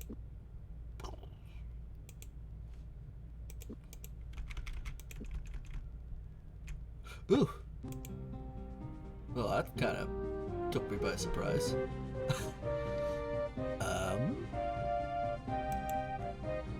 That's odd.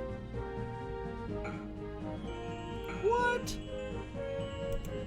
Well, that's just rude. Nah, take that. And some of that. Yeah. Oh. Poke him with your stick. You missed.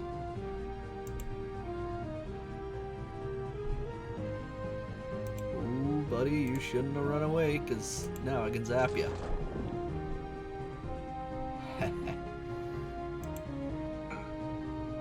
That's how we do things.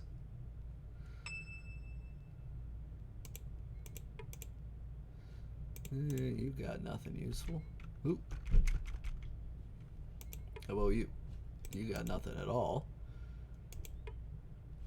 Nothing useful. And nothing at all. Basically the same old, same old. So, oh.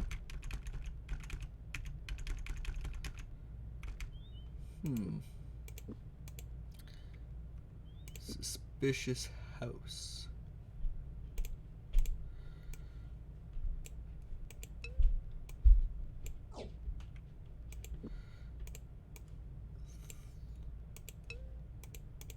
Let's get ready to see what this is.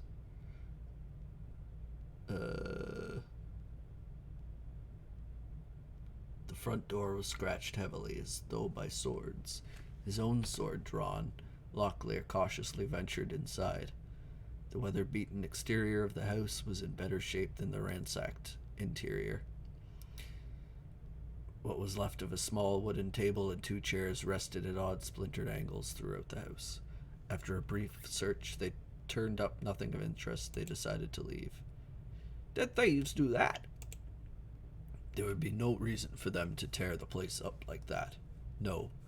The evidence of my eyes suggests a small band of trolls recently paid a call here.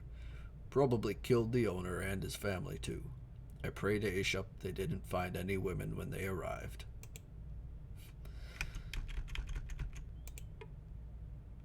The remains of a sheep lay just inside the door to the barn.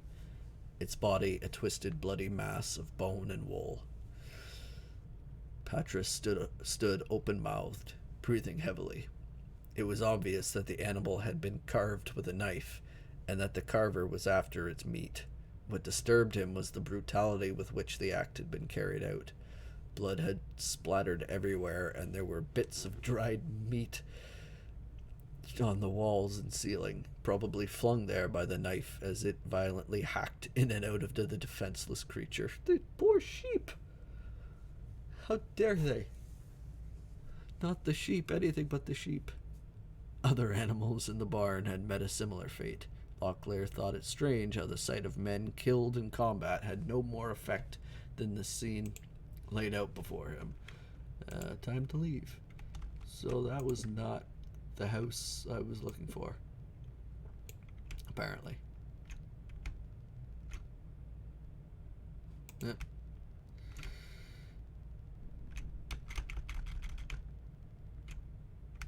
Where is the house I'm looking for? Oh, maybe it's that house right there. There's a sneaky beaky house.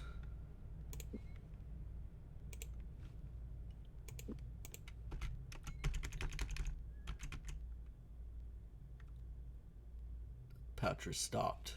James took a few more steps before he realized the magician wasn't with him, and turned to find him staring off into the bushes with a comical, questioning look. "Something ain't right about things here," Patras said, turning in a slow circle. "Ain't what they appears to be at all.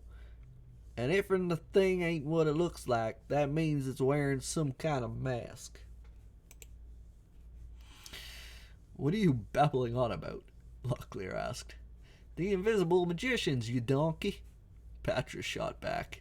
Almost imperceptibly, his mouth began to move, silently forming words long forgotten. His lips began to move faster, in sync with a secret, accelerating rhythm only he could know. Then he gave voice to the words, and they tumbled from his throat louder and louder until he was nearly shouting. James saw a strange shimmering in the air and saw a huddled pack of Mordell spellcasters. This is the boss fight. There are 6 guys here that can all cast really powerful spells, and they usually kick my ass many, many times. So here goes nothing. Oh, that was easy.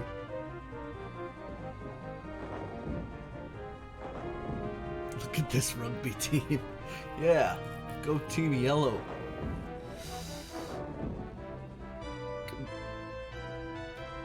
All that flair didn't even do anything. Oh.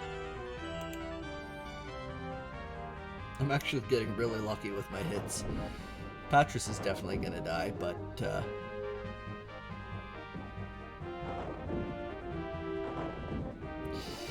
okay, that guy has gotta fuck off. And James is blind. Come on, dude. Oh, hey. Health 10.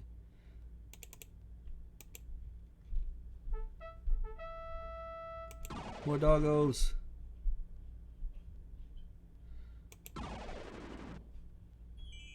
Yep, Patras is dead. Here come the fairies. And down he goes. But it's okay, I have doggos. You...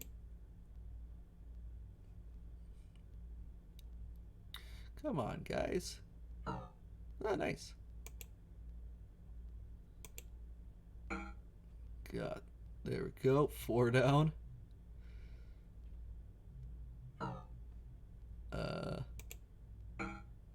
Yeah. Huh, that was not as hard as I thought it was going to be. It's not as hard as it usually is, but I think that's probably because I actually enchanted my weapons this time. Usually I don't. Ooh. Sorry if that was a lot more underwhelming than I led you to believe. It's usually the hardest boss fight in the game because of all their magic. But when I bring powerful weapons to the table, apparently I do good things. I never remember which ones I've searched and which ones I haven't. I don't need strength potion anymore.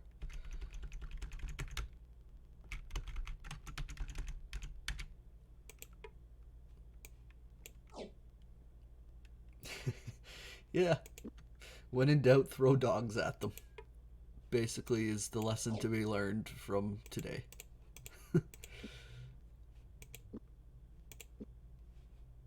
So what spells do I have? Wrath of Killian. And Night Fingers. Night Fingers is basically a useless spell. You need to have a Hand of Glory, which is like an extremely rare item. And all it lets you do is steal something from your enemy's inventory during a fight, so I don't ever use it. Wrath of Killian, I don't remember what it does. I think it's got something to do with earthquakes. Let's go with that. Earthquakes. Oh yeah, Patris, you died. So we gotta heal Patris real quick.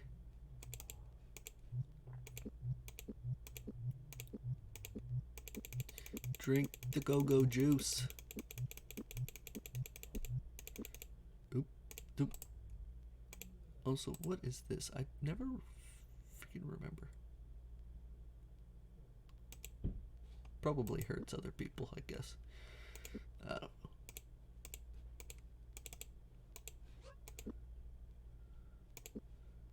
Sleepy, sleepy, sleep. There we go. Perfect. Was there anything actually useful in the house?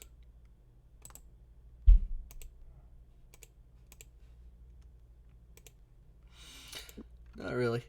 So I guess we'll go back and talk to our friend Duke Martin. Let him know that we totally own those fools. And where am I going? Right. Okay, there we go. Things are still not going well, apparently. North Warden. Scratch one, group of Moradel magicians. We found him, Duke. Good. I want you three to hurry ahead to the castle. They've already turned it back, an irritation assault today, and I think the Baron can use your help right now. I need to find out what has happened to one of our scouts that's gone missing. I'll be along as soon as I can. Okay. Be careful, yeah. Now all that's left to do is go back to the castle and await the invasion force, I guess. North Warden. There we go. The portcullis creaked. An ashen-faced soldier trembled as he labored at the monolithic peg wheel, his back arched backwards, taut as a bowstring as he hauled the iron gate upwards. With a jerk of his neck, he gasped between clenched teeth for James and his companions to hurry inside. Within, a handful of soldiers hurried to various tasks on the battlements, and panicked captains attempted to rally the surviving contingents of the day's fighting. Something's wrong, James muttered, observing the disarray. What's happened? Baron Gabbett's been murdered.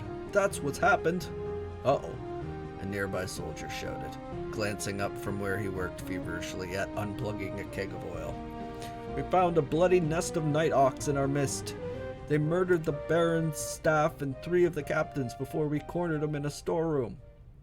Torch these corpses immediately, James ordered. They might be Black Slayers. Where is Duke Martin? Don't know. You're the closest thing we have to nobility at the moment. Guess that puts you in command, Senior. James said nothing as a rumble of thunder split the sky. Half-dead soldiers trumped past, their eyes hollowed, with exhaustion as they traded places with equally worn men brought from the dining hall turned infirmary.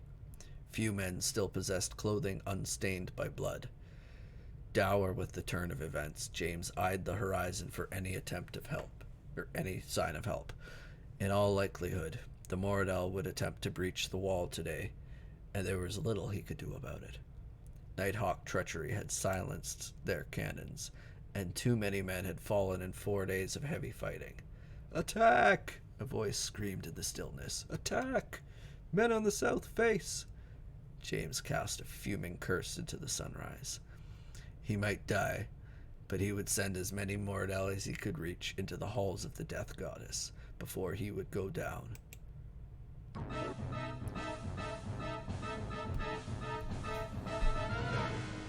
I love that overly dramatic music. The Moradel thrashed. As life dimmed in his horrified eyes, he toppled backwards into a wooden balustrade.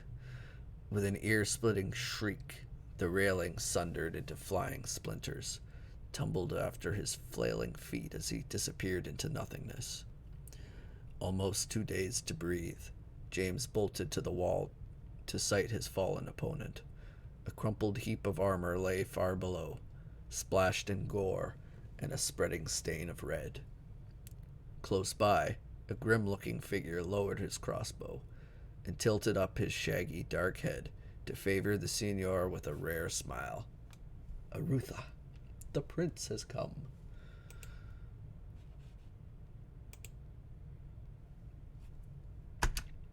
Click, damn it. It's a little frozen.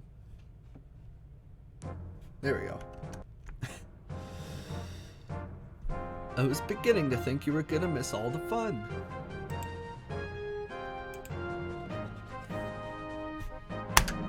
Okay. Arutha.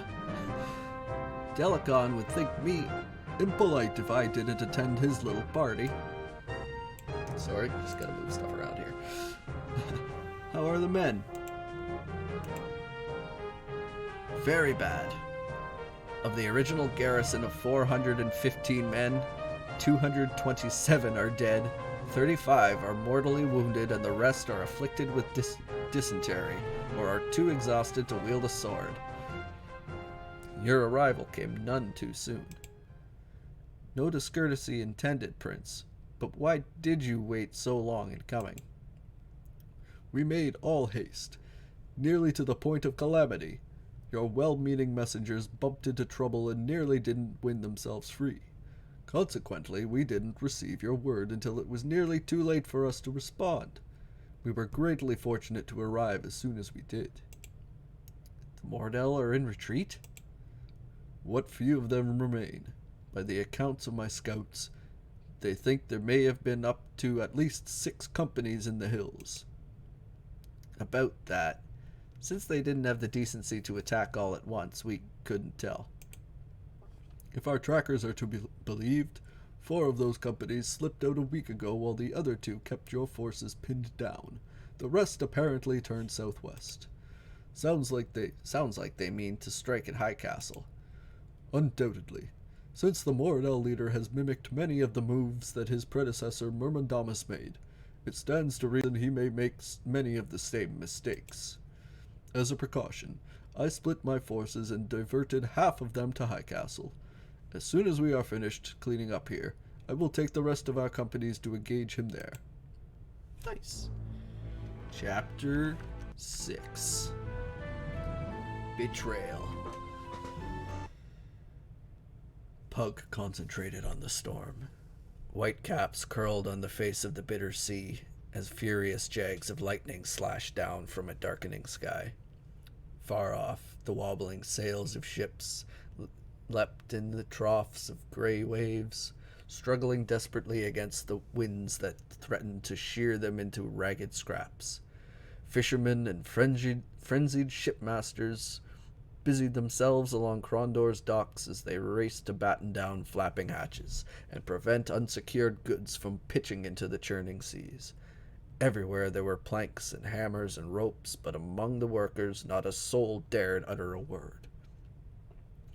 Wrongness. Pug sensed it as clearly as he smelled the salt in the air, and felt the hardwood railing under his hand. What had begun 3 days ago as a seemingly weak summer squall was intensifying into a threshing eye of violence. Within hours it would make landfall, doubtless bruising the livelihoods of many coastal towns, Krondor among them. Perhaps it could be tamed, Pug thought, his face twisting into a frown.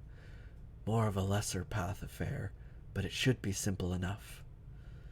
Even as he extended his hand, the image of another storm formed in his mind, unbidden, a terrifying storm that had raged over his head as he came into the greatness of his power in a far distant empire called Suranuani, a storm that had tested his right to be a member of the alien assembly of magicians, a storm that had rent open the heavens and forever set him apart from other mortal men. Energy leapt from Pug's outstretched fingers into the heart of the storm, exploding within it a glorious rainbow pattern that illuminated the clouds in a throbbing elemental display. Greenish bands of color danced the sky as the wind began to abate, the torrential rains quickly softening to a mild patter as blue blasts of energy moved between sea and sky. Gently the ocean stilled of its own accord. Satisfied the threat was reduced, Pug discontinued the spell with a slicing gesture, and stepped back to watch the storm's progress. The sight eased his mind and allowed him time to mull over a series of issues, not the least of which was the ruined vacation that he, his wife Katala, and his daughter Gamina had intended on making in Krondor. But like a lodestone to metal he found, his thoughts returning again and again to recollections of the Empire. Arrayed in flame the enemy comes, to shriek his cadence on skeleton drums. Whew, who this? It's Bald Gandalf. For thunder's spite will raise our call, though down shall crumble empire all. A Surani poet. I believe he was House Omachan. House Menwanabi, reign of the 50 Lord Light of Heaven. 53rd, rather. Is there something you need to see me about, Makala? I am busy. Busy? You have been behaving like a Nidra bull with a burr in his bit. I came to ask what has Pug of Stardock so distracted that he cannot find time to meet with his associate musicians. Has his reputation so inflated that a member of the Surani Assembly is no longer worthy of his attention? I am sorry. Perhaps you are right. I've just been very preoccupied. I find myself obsessed with this storm. All week I've felt it building over the bitter sea, and all the while I have suspected there is more to it than is immediately perceptible. It doesn't feel natural. Have you seen its like? I have seen its match in destruction. As I recall, you created far more havoc in Suranuani when you disrupted my Emperor's Imperial Games. Several city blocks destroyed, countless lives lost, the warlord cast down in dishonor. I had a feeling you didn't summon a rift door to chastise me about my lack of attention. What is this about, Makala? Pug does need to chill. Dude's just... he's a very strange dude. Basically, Pug is a very, very, very powerful magician who was sent to the other world of Calabar, whatever the hell it's called, Anyway, he was sent to the other world to learn like super duper magic, and now he's come back and he speaks in riddles and just casts spells everywhere. And yeah, and then we've got Bald Gandalf, who is like the master magician of the Wizards Council from the other planet, and he's just like, well, I guess he kind of speaks in riddles too. So, what is this about? Your loyalties, Pug. While you claim loyalty to the Empire, you live your life under the influence of a Midgemian king and took to wife a Thuril Highlander. Your judgment is suspect. From the day I left the Empire, my judgment and my loyalties ceased to be the concern of the Assembly of Magicians. I do what I see is best for all concerned. I see. Then, is any act justifiable to that end? I think Makala kind of needs to chill too. If it serves the common good, yes. Even if it violates an individual's rights. What do you wish for me to say, Makala? You lead me as if I were one of your Nidra cows, but I am in no mood for games. State your business. Very well. Your daughter Gamina has blossomed into a remarkable young woman. She is beautiful, gracious, and an honor to your house. Unfortunately, she is also a girl with remarkable powers. Your love for your daughter has led you into a grievous miscarriage of your duties. Why have you let her live? Whoa, okay. He just went from 0 to 11 like that. My estimation of a person's magical talents is not determined by their sex, Makala, and I refuse to murder my child to appease a barbaric tenet of the Assembly. They have no authority in Mikemia. In this instance, I believe they will choose to ignore the geography. At this juncture, the Assembly is troubled, surrounded by anti-traditionalists who embrace your Midkemian values, led in large part by Mara of the Akoma. Open defiance by you as our most notable member could weaken our position within the Empire, and that is something we cannot afford. We would be forced to make you publicly comply. Although I am equally wary of female abomination, I have no desire to see your daughter dead.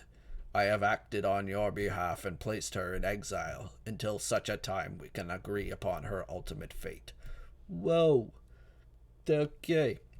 This dude's an asshole. Why didn't you consult me? Where have you sent her? Seek her if you wish, but it will avail you little. Your further interference will likely ensure that the Assembly will carry out its order of death. They will be unable to kill her, however, if they cannot find her. It would be to your advantage to leave her be. I will not content myself to sit here while the Assembly banters about the value of my daughter's life. I shall find her, and then you tell your brethren to expect my visit. You embark on a dangerous road, but it is yours to take. Farewell, then, Pug.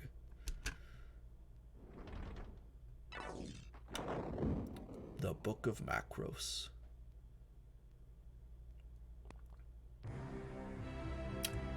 Huh. That was a very heavy conversation. Basically, Bald Gandalf has kidnapped Pug's daughter and sent her somewhere. So now Pug has teleported himself to go look for her, I guess. So anyway, now we're talking to his wife. The meditation tower being one of the first places I suspected of looking. I went there as soon as I discovered that neither he nor my daughter appeared for breakfast that morning. There I found the message that he had burnt into the wall. The Book of Macros.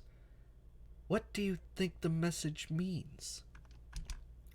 I thought for a while that he intended for us to contact the magician named Macros, but it would be a feat impossible for even Pug to accomplish. Macros left Midkimia long ago, and all he left behind were his writings. And presumably this Book of Macros would be among the books he left behind. Perhaps, but I cannot be certain. The library that Macros left on Sorcerer's Isle was vast, and it took us the better part of a year to move the bulk of it to the Academy at Stardock. Since that time, some of the volumes have been lent out to various scribes so that they can be catalogued and transcribed. Then the book could be anywhere. A new approach. Before he disappeared, did you note anything unusual that he may have said or done? As I said, earlier he seemed agitated for some long time, but yes, there was something. About a month ago we were walking in the gardens outside of the palace, just the two of us enjoying the day, when he suddenly halted us near a sewer grate. When I asked him what was wrong, he said, "Not all of the sheep are in our fold." Sheep? Forgive me, lady, but your husband seems to have an infuriating penchant for the cryptic. Yeah. Not ordinarily, no. Only when things are on his mind. But come, I must head towards Stardock and look for evidence of this Book of Macros there. Where shall you two go? We go below into the sewers under Krondor. Owen, good lady, I believe we shepherds have an errant flock of sheep to find. And we're back underground in the smelly sewers. That was such a long scene that my mouse fell asleep. Oop, something's moving. Guess I better do a real save this time. Mutton. No, not mutton. How do I?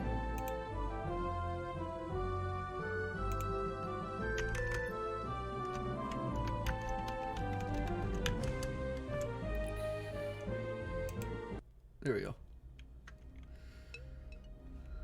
Okay, what do you guys have again?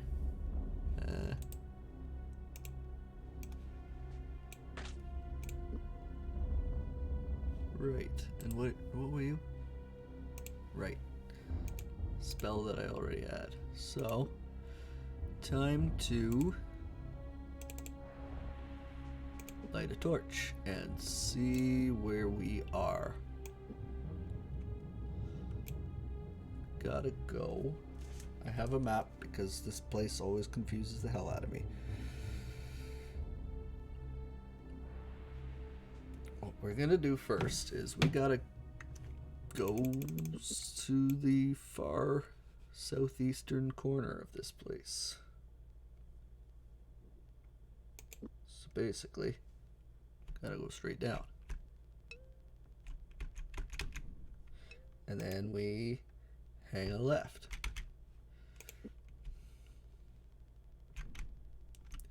We go this way. Right, these are the guys that I couldn't beat in chapter 2.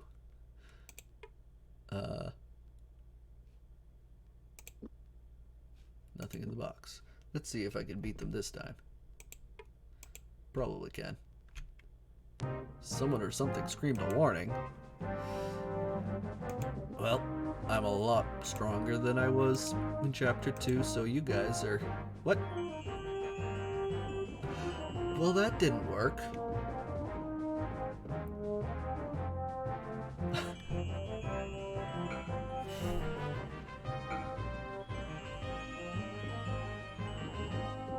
I'm gonna have to try this one again. This is just bad.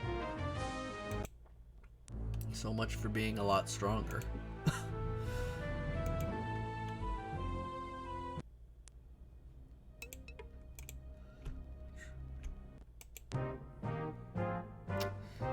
So, the evil seek didn't work on the dude with the yellow pants. What about... No! Oh. I remember. It's called Evil Seek for a reason. These guys are just thieves. They're not actually evil.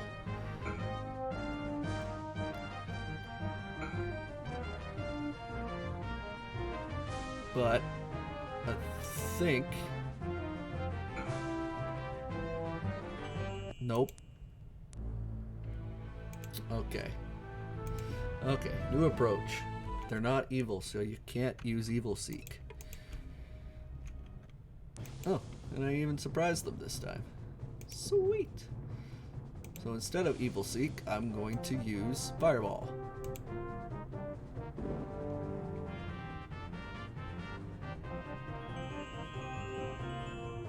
And he used fairies.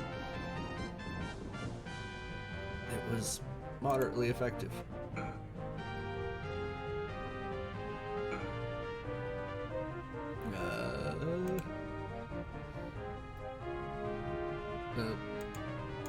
Guard. Kill him.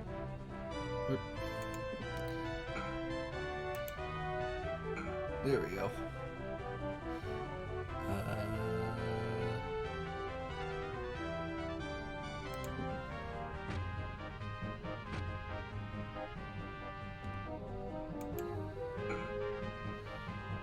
Just keep guarding, I guess. Until Gorath gets rid of this guy. There you go.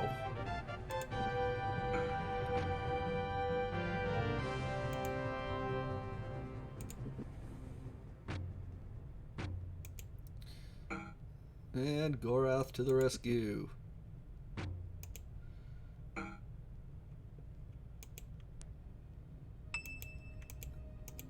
This is the OG party right here, even though there's only two of them. They are the best boys. We don't need no stinking James. We got Gorath and Owen.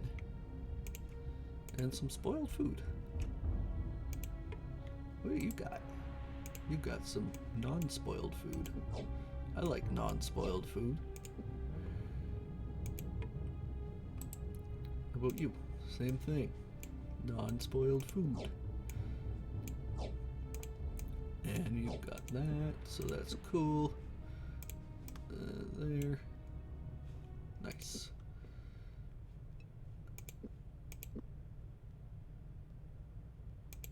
Just a casual 3-day nap.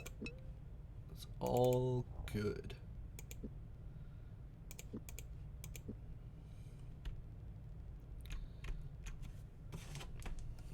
And my map is still gone. Okay. So now, here we go. This is just a little side quest. Nothing too crazy, but there is a nice little payout at the end.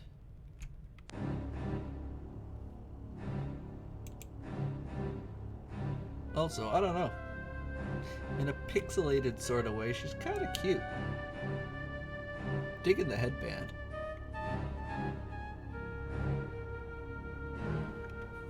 Yeah. I'll go for it. You're not mockers? Who? Where did you come from? Above, from the palace, from Krondor. From above? Then you are one of Pug's students. He sent you down to help us? No. I don't understand. Why are you here? We believe that Duke Pug knows of magicians who are living in the sewers under Krondor, and we need to speak to them about something. Would you know anything about them? I have no time for this. I have something that I have to find, and the mockers are making a thorough search of the sewers. If they find me, I'll be floating in the harbor at dawn. The mockers may be looking for you, but they aren't looking for us. If we find what you're looking for, we might be able to prevent your death. In exchange, you answer a few questions for us, and in half an hour you can be on the road to Sarth or Malik's Cross or wherever you want to go. How do I know you won't have the Thieves Guild lying in wait for me? You don't. But as you've said, without our help, you're already as good as dead. As I see it, at least we can give you an option that doesn't end in a grave. Let's help each other. Tell me what you're looking for. A bronze statue. I believe it's called the Idol of Lasur. The crawler heard a legend from a Keshian years ago about this object. It's the initial reason he started looking for magicians to aid him, and it's reputed to endow its owner with the power over health. The legend has it that the idol was aboard a ship that went down near Krondor, but the crawler believes that it made it to dry land and was eventually buried here when the city was Keshian. And if we bring you this statue, you will tell us what we need to know. My word, anything you need to know. Alright. Thanks, pretty lady. Okay, now it's basically follow the map time.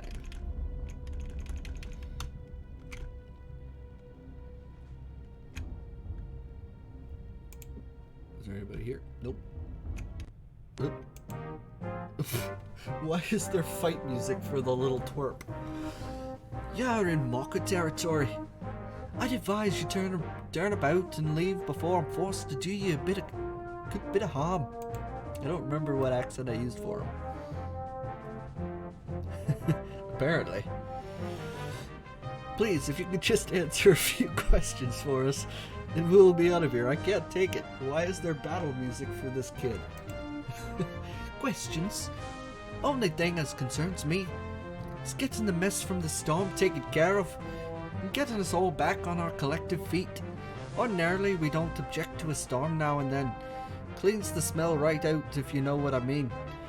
But this storm, it did us a piece of all right.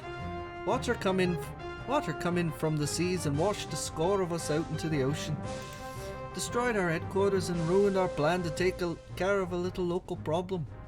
We almost had him. Him? Who did you almost have? The crawler, that's who. Not that it concerns you anyway. Once he had the upright man out of his way, I guess he decided there was time to come around and claim his prize. We had other ideas, of course. We had a handy little trap all baited for him. One such that he couldn't refuse. Would have had him scurrying back to the Sunset Isles or whatever else in the seven lower hells he came from. Unfortunately, the weather didn't cooperate with our little plan. Are any of you mockers magicians? No, at least none that admits it freely. Sooner cut a magician's throat than lead him among us. But if truth be known, we would have welcomed one this past few months. Some of the crawler's men are magic types. Are they? Any of them left down here? Who's to say? We're still picking through our own dead, much less worried about which of them are still here. Large portions of the sewers are collapsed. There's even word that when a portion of the seawall collapsed, it opened a new stairwell to a lower level of the sewers. Huh, right on. What do you know about an object called the Idol of Lasur? Some sort of kid story, isn't it? About a wizard or some which gives you the power over the goddess of death or something such silliness. Why would anyone be looking for it in Krondor? Part of the story as I remember it. It was supposed to have been hidden away in some deep and secret part of the sewers by this Keshian what? Something like that. But it's not real, I can guarantee that. If it had existed, the mockers would have found it by now. I think it is time we left, Owen. Do what you like, pointy ears. Just get out of the sewers before someone decides to make a meat pie out of you. Believe me, I have no burning desire to stay down here. I, for one, will be quite happy if I never see the underside of Krondor again. Goodbye, Lim, and good luck. Well, there's my Irish accent. It's definitely not the accent I used for him the first time, but it's been a while. I don't remember how he sounded.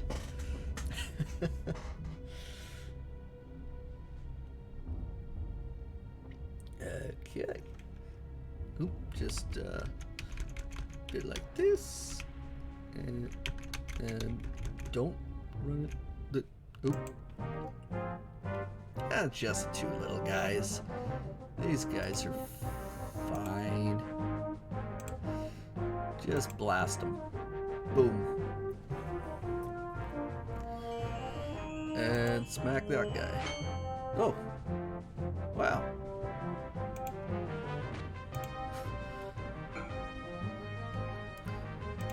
Easy peasy. I could probably just shoot this guy, right? Oh yeah.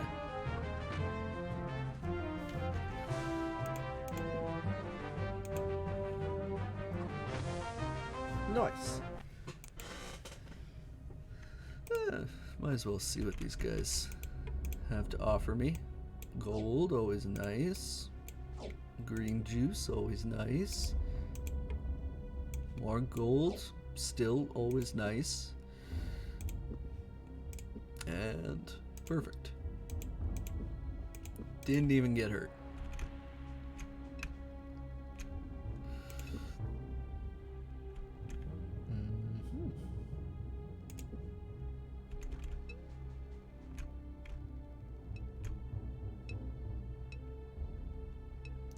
Am I still going the right way? Yep. There we go. Here's the stairs down. Owen sniffed the air, expecting a foul aroma from the lower levels of the sewers. He was pleasantly surprised that it seemed less rank than the sewers through which they had already trudged. "Believe it or not, it smells better down there," he remarked. "Shall we go down and have a look around?" Taking a page out of Gandalf's book. Always follow your nose. They descended noisily. They're just tumbling down the stairs. Several times Owen nearly lost his footing. Yeah, he's tumbling down the fucking stairs on the mossy steps, but fortunately caught himself. But I was reading that. Okay, well, there's some guys here, so time to charge. Haha.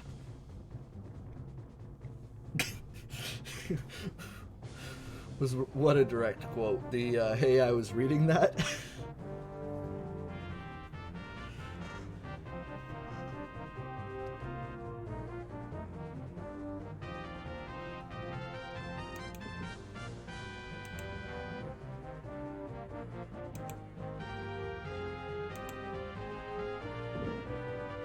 Oh.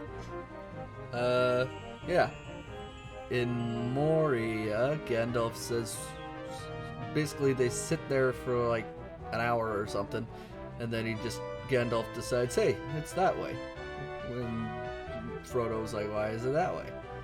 Gandalf's like, because it smells better. And he's like, when in doubt, always follow your nose. Yeah, that. Follow with your stick.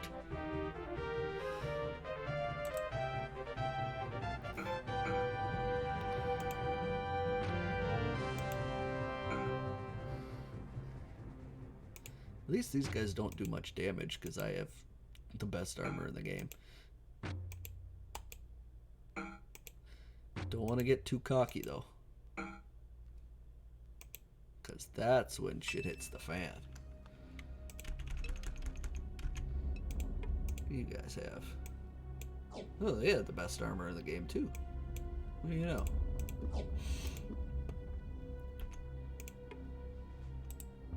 Mine's even more better though, because I actually take care of my stuff. What does this guy got? Ooh, that and key and time to do a sleep. And need more fire so we can see. And then better make sure we don't explode. I don't remember if this chest explodes, but oh, yep, this one's trapped. It didn't explode. Hey, this is the thing we're looking for. Can affect player statistics, yeah. Basically, so this thing here, you can use it to instantly kill any enemy, and you can do that 8 times. Except as long as you're holding on to it, all of your player stats are reduced by like a stupid amount. So, see everything here. Yeah. Yeah, everything's now reduced by 20%. So, it's not worth the ability to be able to kill people in one shot. This sword, however, is very well worth the trip through the sewers.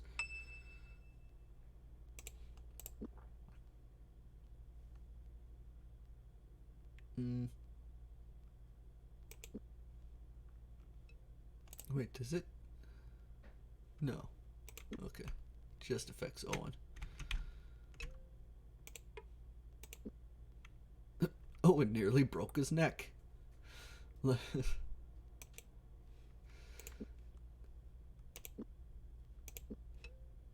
Time to go back to the pretty lady.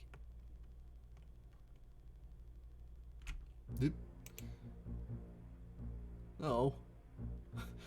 Look, unless you're willing to help clean up this mess down here, I'd shag her behind to get out of here. I'm not the type is to kill people I don't know at the drop of an hat. But not so many of our mocker brethren are oh so agreeably disposed. Get my meaning? Split before you get split. Could we at least ask you some stuff? Sounds to me like you just did. What do you want to know? Absolutely nothing. You just goodbye.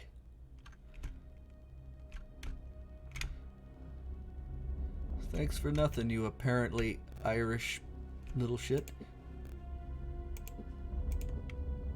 He's only apparently Irish.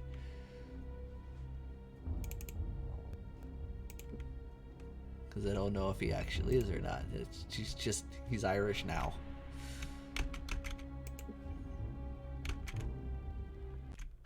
Hey lady, we got your thing. I can hear the mockers getting closer. Have you found the idol of Lasur for me? Aren't you concerned that the crawler will abuse the idol? With it he might kill hundreds of people, the prince, or maybe even the king. Are you sure you want to give it to him? I'm counting on his using it. You see, he didn't learn everything there is to know about the idol. The idol of Lasur doesn't give its owner the power over life, but none on Midkemia can be its true owner. Or it does, rather, but none can be its true owner. Lasur is its owner, and that is but another Isolani name for Lims Kragma, the goddess of death. For any else that lay claim to it, they die within the month.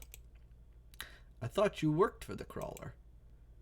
No one works for the crawler. What men surround him do so out of fear or debt, but none for loyalty's sake. I intend to put his plans to ruin, but we don't have time to talk about that. To the matter of our deal, what do you need to know? Who leads the crawler's magicians? I'm not certain, but I believe it's the Abbot Graves in Malek's Cross. He was known as an exceptional scribe once, and he was trusted with books coming from Stardock until Pug discovered what was happening. So the abbot would have been trusted with transcribing books on magic. All sorts of books. He's the one that found out the idol of Lasur's true nature and relayed the information to me. I think you've told me what I need to know. Thank you, and I wish you well. It always boils down to lesser evils, doesn't it? Perhaps someday our choices won't be so grim. Goodbye, boy, and good luck to you as well. You don't trust this lady? She's actually perfectly okay. She's basically, well, at the end of the day, she's still a thief. But she means well. I guess. At any rate, we're done with her. We can escape now. Oop. I'm probably gonna have to deal with the little Irish bastard again, so... Yep. Yeah, no, he's just saying the same shit. And I don't want to have to do that accent again. I don't want to put you guys through the pain and suffering of listening to me butcher an Irish accent. Nancy Drew taught me to never trust anyone with double motives. Yeah, that's fair. That is fair.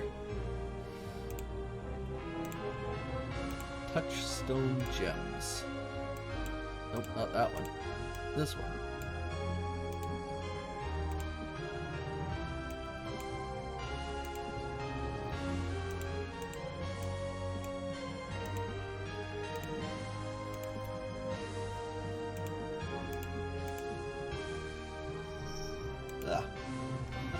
And the other shop. So I can sell, actually, first make it better, and then sell it.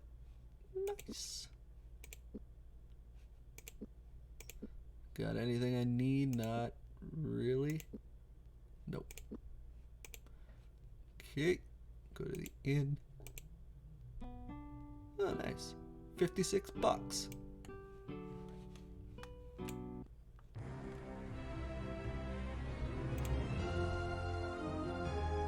And I think that's about it for here.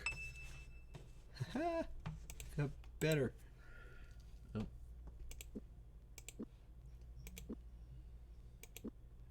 Apparently Gorath's barding ability got better just by listening to Owen play.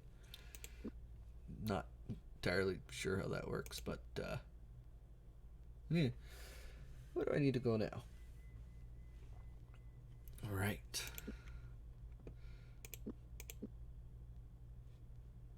Oh, yeah. I guess I should try my teleporty things. Forgot about that.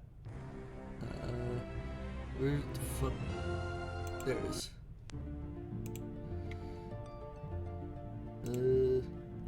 So I'm here. I need to go to Malik's Cross. Huh? Oh. Apparently I can't. So instead I'm gonna go here. Close enough.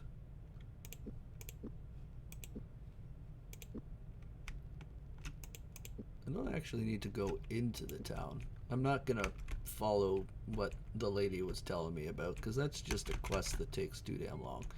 But there is a thing that I'm looking for that's near here that I haven't got. Oh shit. So these guys are Pantathian sorcerers. The Pantathians are basically alien lizard people, and they've got really powerful magic spells. And and they are kicking my ass. Aw. Shit.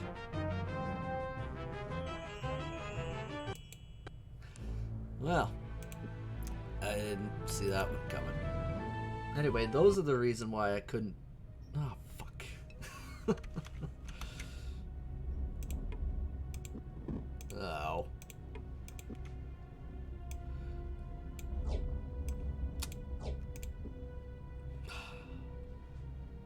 Bad gamer. Bad.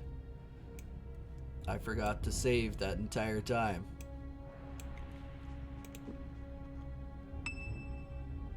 That sucks.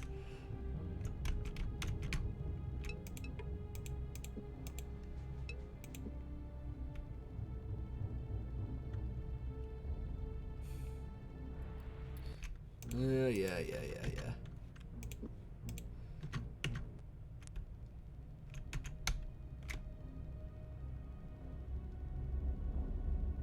we'll just skip through all the dialogue because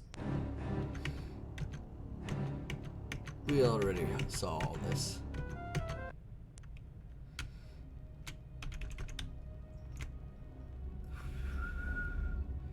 And the little Irish kid again. And back to freedom again. Man, that's embarrassing. Sell you. Sell you.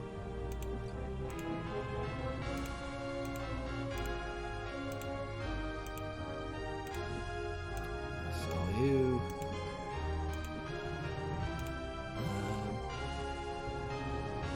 Where was it?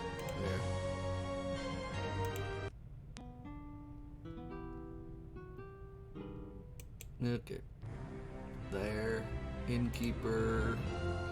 Take a nap because I blew myself up.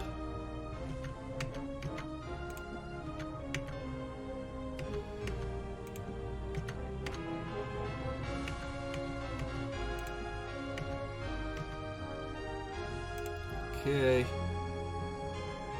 Temple. There. Okay. Now we're back on track. Man.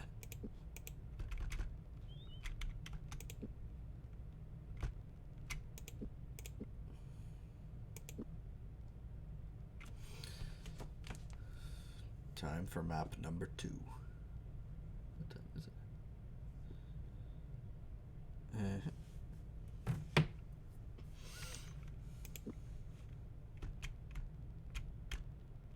This time, we gotta be prepared for the snake men.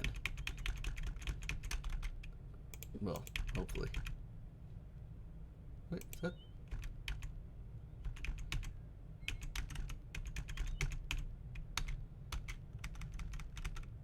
There you are. They're coming in all sneaky beaky. Wait a second.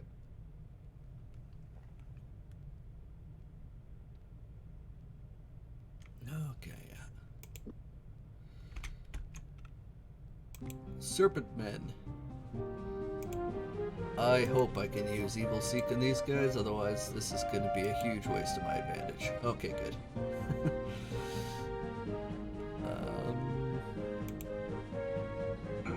There we go.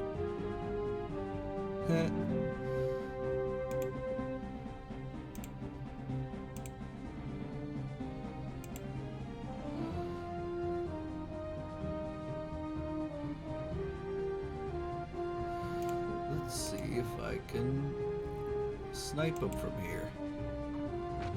Got him.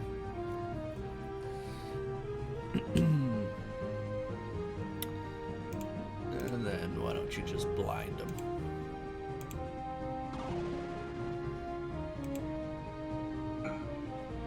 Nice. I don't know if these guys actually... Ooh, naphtha.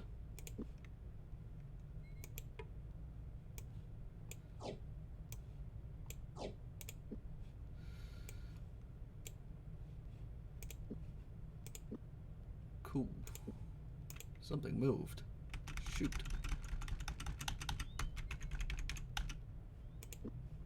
Stop.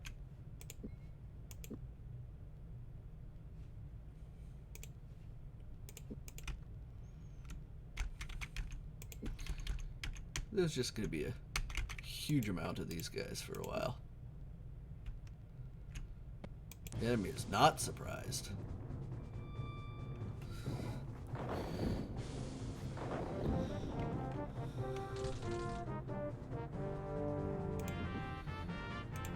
Well, how's this for a surprise?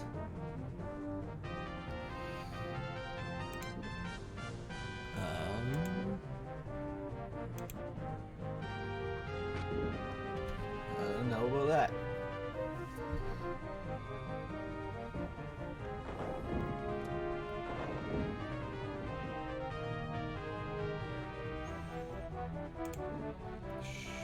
Shoot him again.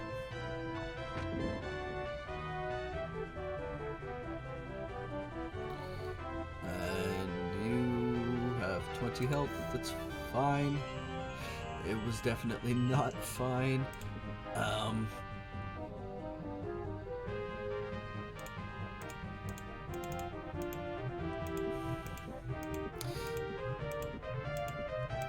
Owen, please don't get frozen.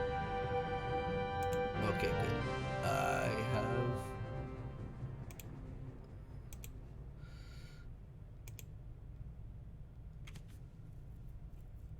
Whew. That could have gone a lot worse.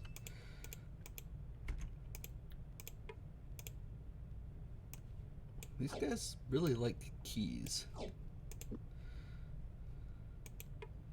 They're not even particularly fancy keys either. They're just plain old keys.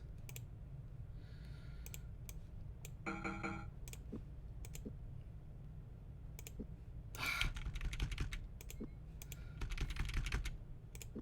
we go.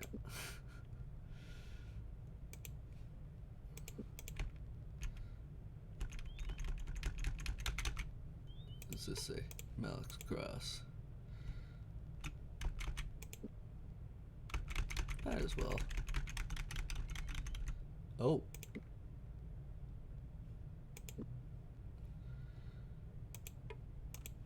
Okay.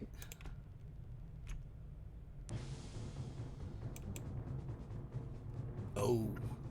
That's a lot of them. This is definitely not fine. Oof.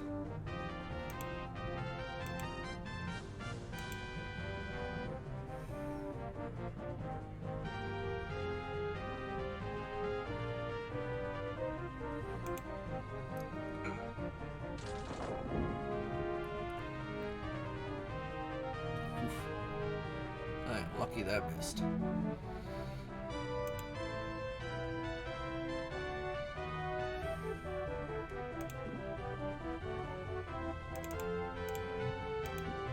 Come on, you can do it. Okay, done with that. Let's try the spell again. Hey.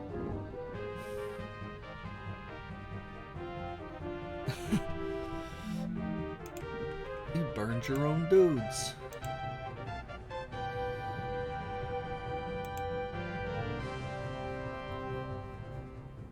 Two down.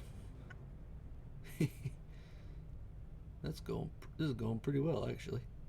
Oh, Gorath, you are almost dead.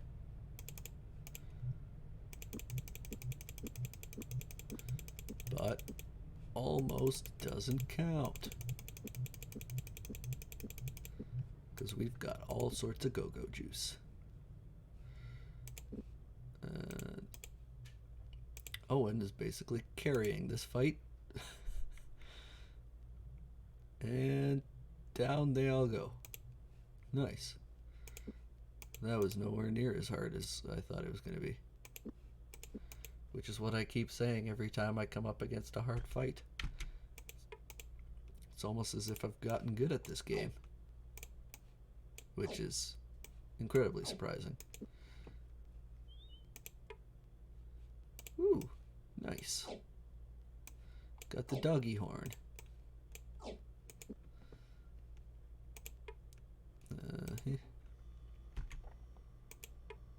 Just randomly click until something works. Ooh, ruby!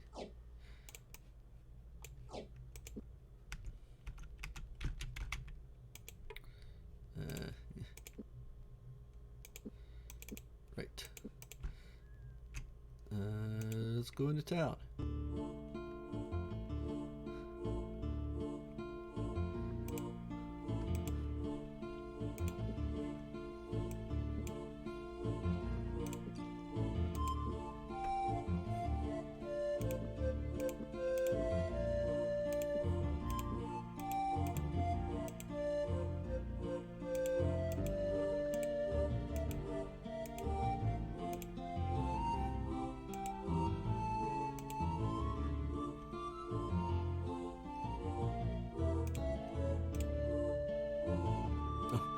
Haven't you heard the stories? Why, there's snake people about, roaming the streets stealing babes from their mother's arms and giving sheep the blue heaves. Stole the gambles right off old nursemaid Finch's house and plugged up the gutters at the Abbey Isham. You don't seem to have had any difficulties. Ah, no, I wouldn't. It lives here and I don't have to tread the roads. I lives here and I don't have to tread the roads. Can't just close up shop when some pratin student elects to rumble the locals. So you think this is all part of a prank? Come off it, lads. Snakes that look like people and running about stealing chickens. If it's not a joke, then I'm a Gwali's uncle. Course it's a prank. What'd you take me for, an old buggering gaffer? Now, what can I do for you two? The Abbey is developing quite a reputation, isn't it? I've heard a number of stories. I doubt you've heard the stories I've heard about the place. They produce a few fine maids there, aye. But they're also a refuse heap for nobles who wish to get their sons out from underfoot. The majority of them are runts. Yes, an old buggering. And the few that aren't? The special ones, they're fine men. Ishop willing. They'll grow into fine dukes and barons and such. A lot of them have become wonderful tacticians. That's what the Abbey specializes in. Yeah, it's fine. It's been nice chatting with you. I think we might... some reason I think we may hang out. I was like, you're just gonna hang out with the bartender? Yeah, we should go on lunch dates, Mr. Bartender. You know, go for a nice walk in the park, feed the ducks, chase some little old ladies with sticks. I don't know what people do. I think we may hang about a bit and chat with some of the students. Whatever you like. Me, I've got dishes to tend to. Thanks again. Can I... Ooh, nice. Who's the bartender around here? Killed any snake people on the way in? If so, pile up the bodies by the door and I'll skin them for a pair of new boots. What can I get for you? Food. That's what I wanted. Doo-ba-doo-ba-doo.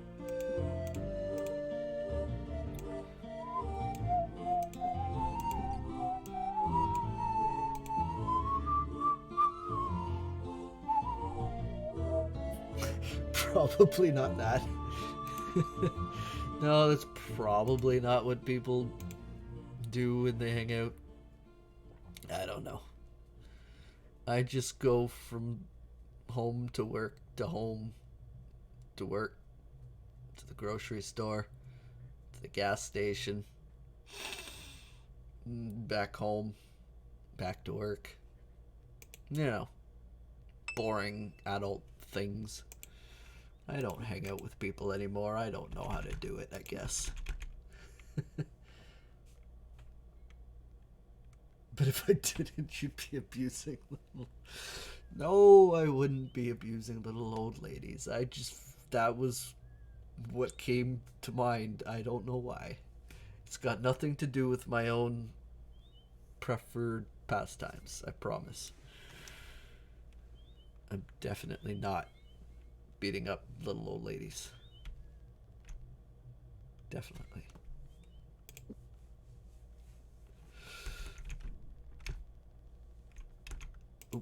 I better watch where I'm going. There might be snake people about. I don't see any snake people.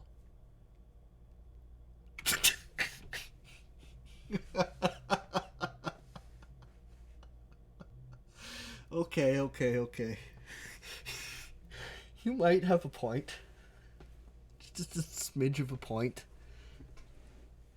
About something. I'm not admitting to any guilt. I will not be on trial. There will be no trial. There will be no charges. There is no elder abuse.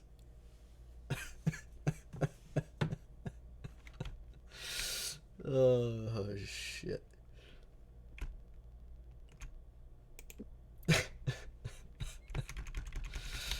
uh.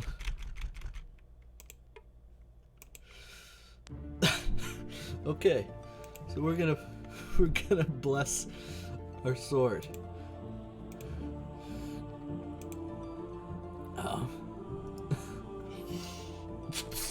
Don't you give me that look.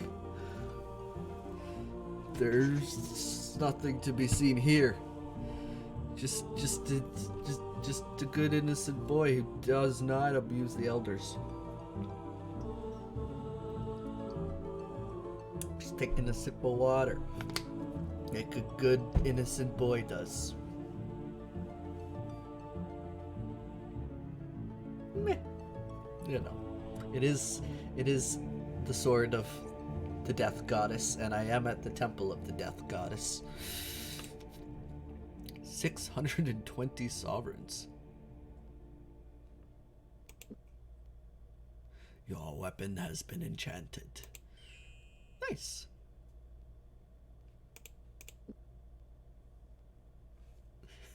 Now we can smack all kinds of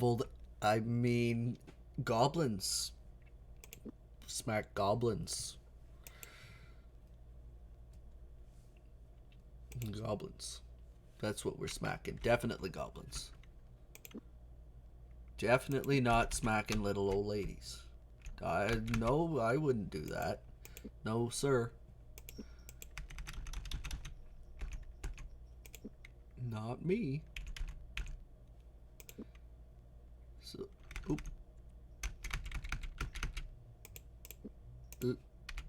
There's snake men slithering about. That's what we smack. We smack snake people. Gotta go after the lizard people. What's this? The name on the signpost is long worn away. Yeah. So this is the way to a character that I've been kind of neglecting to visit. I don't know why, I just haven't done it. Serpent men. Let's smack some serpent men. These are not little old ladies. Actually, I'm always using this spell. I use something different. What other kinds of spells do I have here?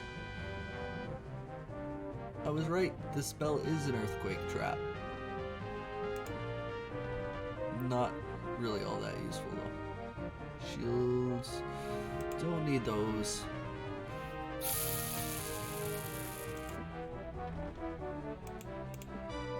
How about some fairies?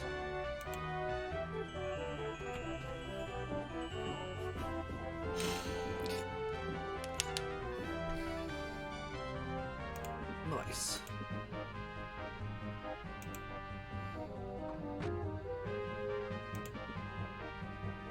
I'll give you some fairies.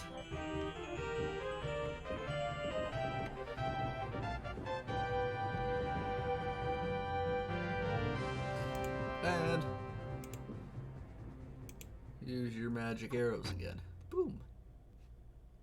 And now you can heal. Oh, bye.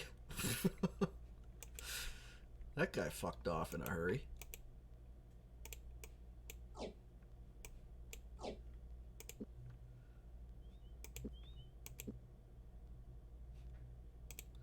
The nighttime is not the right time. Yeah. Okay. Okay.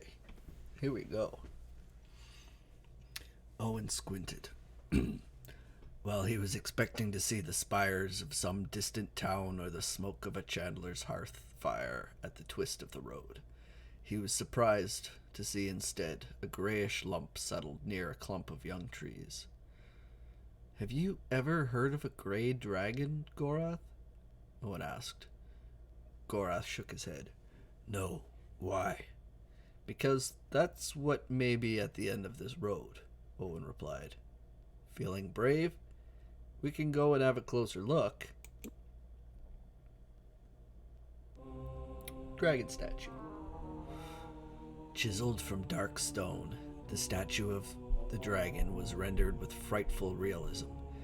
Its burning gaze surely as malicious in stone as it had been in life. Most impressive of all were the yellowed teeth and claws, stained cleverly at the tips with a red pigment to simulate the blood drawn from an unfortunate victim. It's a dragon stone. Let's touch the dragon. The statue was large. Walking around its base, Gorath couldn't help but admire the sinuous curve of the dragon's back, the whole of it covered with beveled scales. Rounding the tail of the creature, he called for Owen to come and have a look, but was startled by the clouded apprehension in the boy's blue eyes. "Something is wrong?" Gorath asked. Owen gasped, as if to say something, then made a motion to the statue before collapsing to the ground.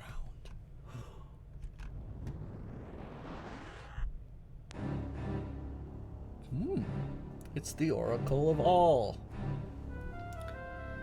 Greetings, Owen.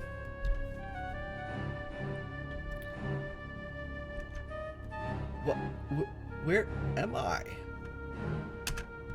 While your body is lying safe, still and silent in a cove near Malik's Cross, your mind has journeyed elsewhere. Here, your arrival has been expected. I am pleased to have you as my honored guest, Owen Belafort of Tyburn. Me? At journey's end you shall not be as you are, nor may you turn back the way you have come. The times ahead of you will be filled with hardship, and many times you will believe yourself far less significant than you truly are. In the days to come, you may stand at a critical juncture between Rythar and Mythar, and if that comes to pass, you should know this. A time comes for all things to die. What does that mean? Who are Rythar and Mythar? I can explain in no measure more as you yet understand your world. In years and in wisdom you will come to me again, and a great destiny will be upon you by then. You will be ready for the fullness of truth on that distant day. Until such time, you may consult me on other matters. Tales say that dragons know their own destinies, but I had not heard that they knew the destinies of others. I am no dragon, though I wear a dragon's skin. I am the Oracle of the All, and I am the last of my race. I am ancient, older than dwarf or elf, older than dragons and older than the Valharu, who were their masters. Stars that at my birth flamed with violent power have long grown cold, expired. All these things I have seen, and farther yet I see into the things that might be. You can see the future? I can glimpse things that may be. Such was the gift given to all those of my race. Oop, we've got a whole shit ton of things to ask him. Basically because I waited till the very end in order to ask him anything, to come visit him. Yeah. A Moradel travels with us named Gorath. Is he what he says he is? Can we trust him? He is not what he names himself to be, though even he may not know the lie of his heart. He will be a strong ally unto you, and I believe he may even be a champion to the kin who now curse his name. A great destiny awaits him, should he have the courage to renounce his pain. What about Delicon? Gorath has told us of a Moradel leader, Delicon. Will he cross the teeth of the world and attack the kingdom? Delicon will never travel the boundary between the kingdom and the Northlands, But through treachery he will strike a blow against both the kingdom and his own nations of the north. Can't you be more specific? Where is he going to strike? What is the nature of this treachery?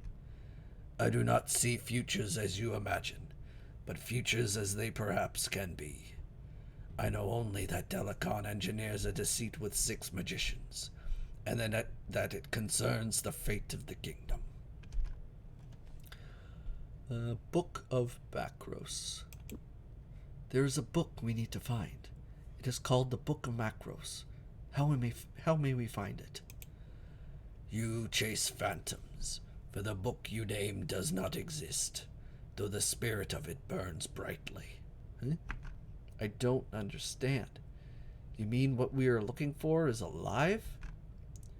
Go you to the Abbey of Ishapetsarth, and find the knowledge held within the vaults. Your answers lie there.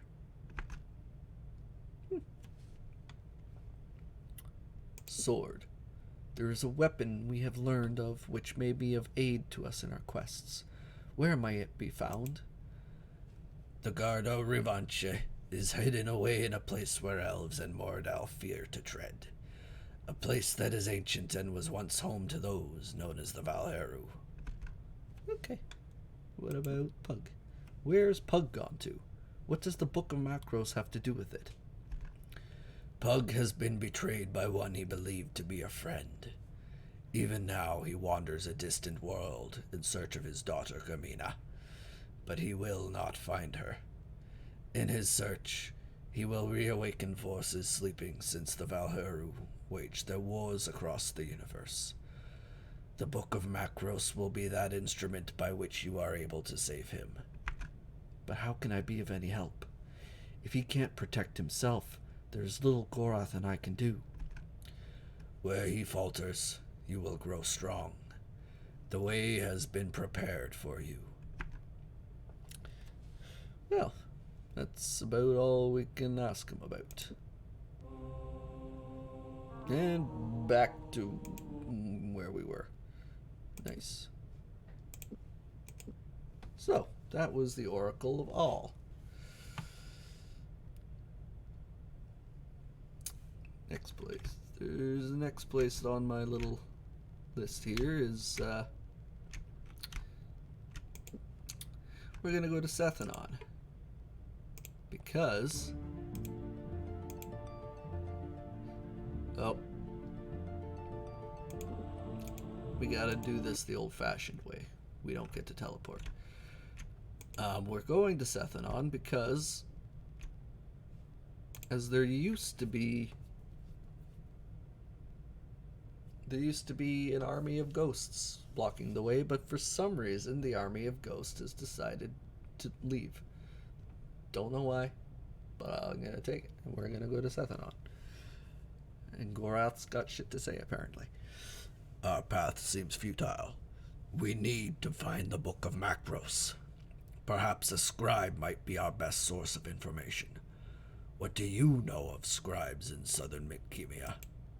The vaults of Sarth are, of course, replete with scribes. Brother Mark could help us there. Also, I've heard Abbot Graves at Malek's Cross is well known for such knowledge. Yeah, but that's not where we want to go. Where are we here? Okay. Should be getting close. Well, fine, I'll pay you $25. Just so you leave me alone.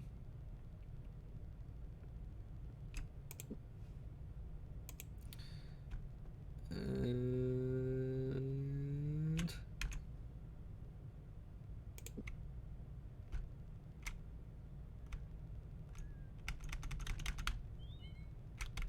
wait a minute. Here we go. Sethenon, here we come.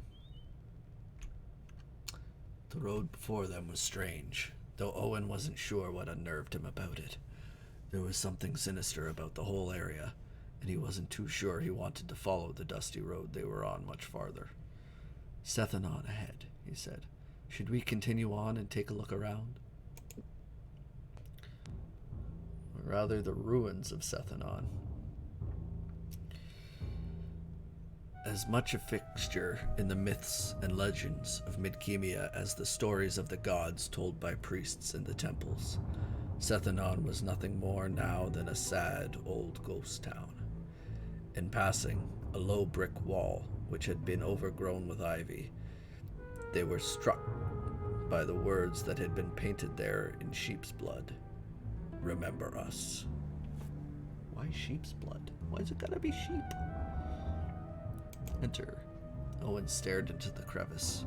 Standing on the rubble of Sethanon's ancestral keep, he was shaken by the sight of the thousands of Moradel bones which had been used to fill the gap into the undergrounds. However interested he was in finding out what lay below, he had no desire to burrow through the moldering bodies. There's something I'm supposed to... There we go. Curiosity got the best of him. Dropping to his hands and knees, Owen began pulling the rocks aside in hopes of finding something of interest. Lots of very spoiled food, but also lots of very good spells.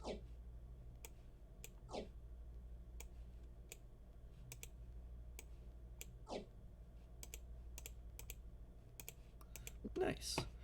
So there was one spell that I...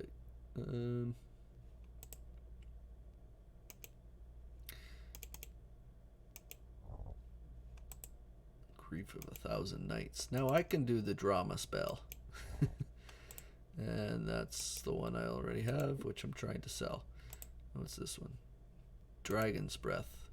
Kind of useless. All it really does is creates fog. But I'll take it. Okay, and that's Sethanon. I guess we'll go to Sarth. Just because the dude said we should.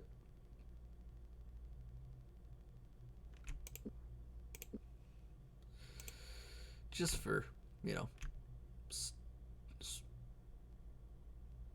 stories. Just for story's sake. I don't think it should take too long.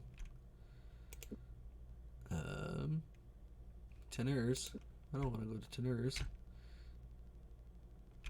Oh. Mordell. Ow.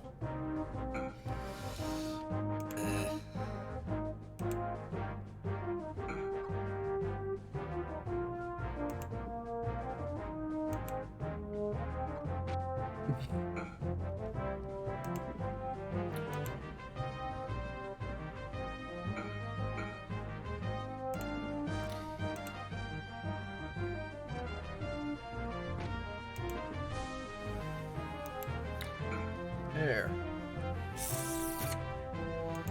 Block again. Got him. Yeah. Shoot that guy.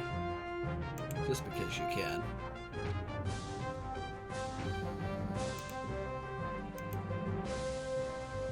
No survivors. There you go. And Owen is poisoned. Luckily, he's got the stuff to fix it. You've got nothing useful. You have money. I'll take your money. You've got nothing useful. What about you?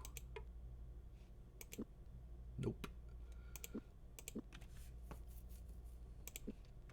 Okay. Time to keep going. Birds.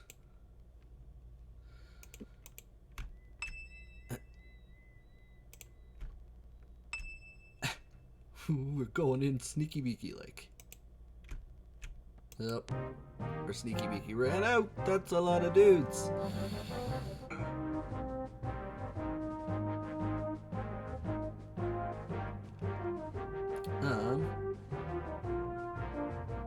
Can I get away from them? Probably not.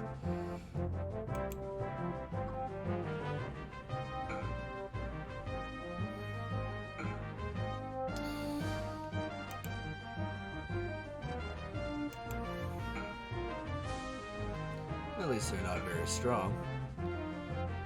Because... Yep. One hit and they're down. That's alright.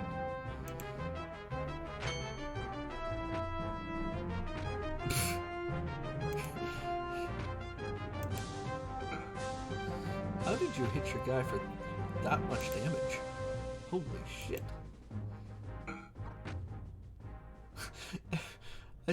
Get this guy. This fucking guy. He's gotta be just aiming for his guys. He's now taken 2 shots, and both times he's missed and hit his own men. I'm calling double crossing. Definitely using me and my dudes as an excuse to kill his friends.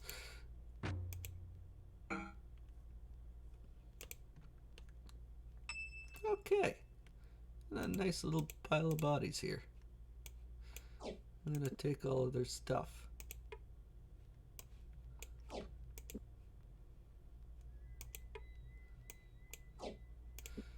Oh, rogues, you all have so much money. I do enjoy money.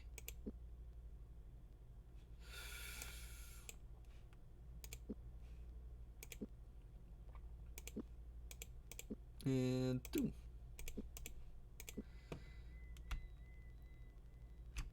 Oh. I am just being bombarded with guys. Maybe I shouldn't have gone this way.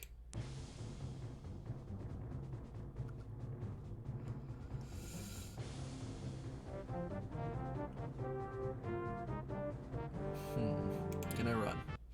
Yep. Please tell me I didn't run back the way I came.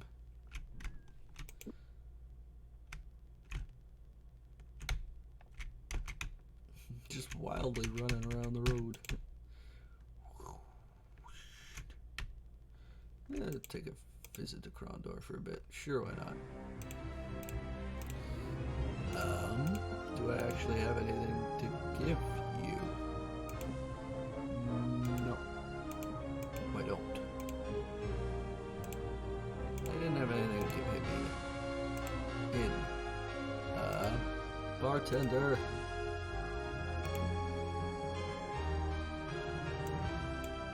Yeah, why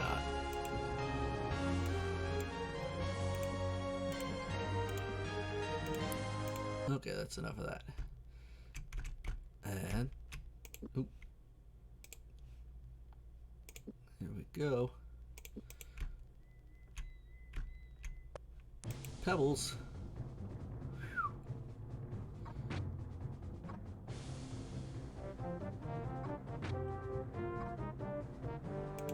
Okay. You guys are getting the evil seek treatment.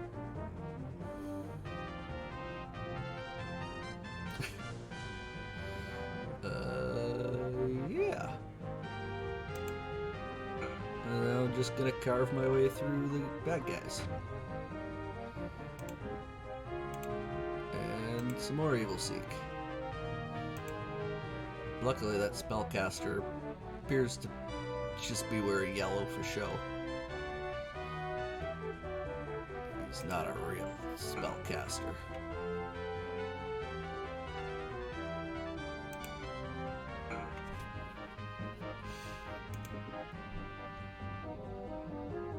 Get him. You missed.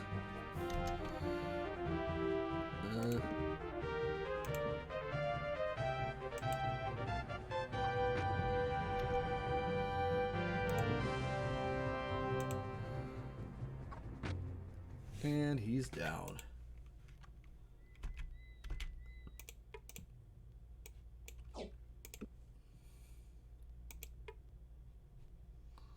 Ooh.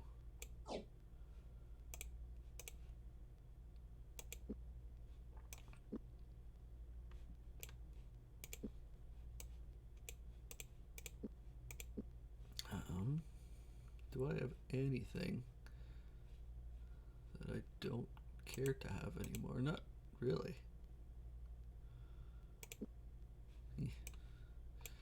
Don't really need any more money, I suppose. Okay, yeah, that's fine.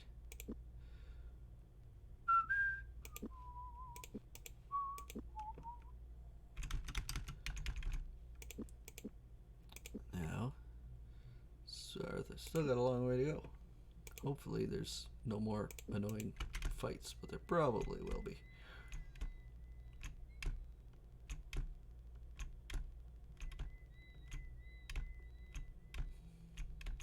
Oh.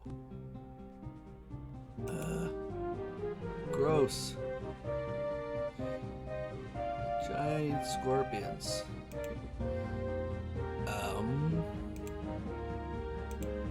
Let's, freeze them. Sure. Ride them?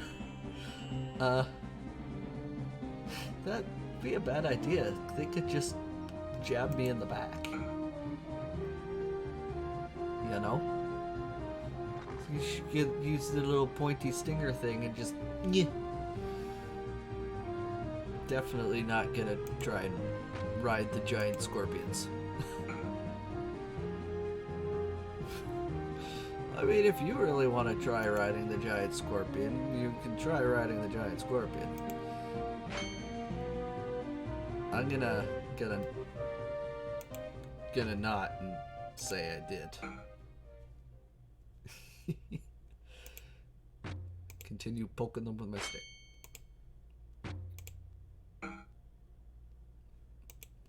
There. Giant scorpions.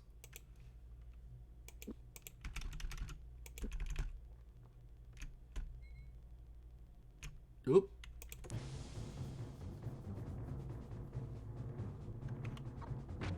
Oh.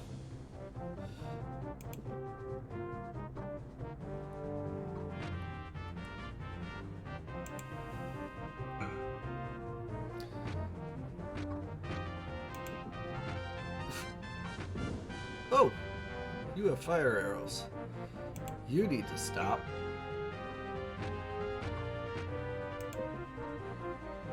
There's just fucking arrows flying everywhere.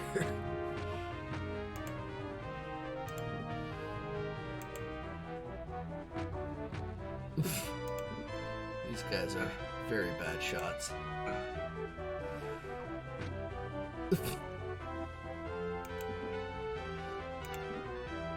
Which is something I'm very thankful for. Ah!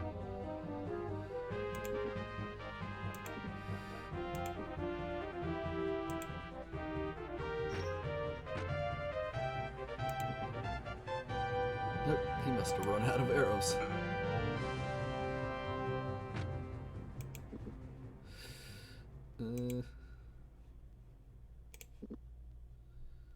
Really? Can't go that one last step. There we go. These annoying little combats are, well, annoying.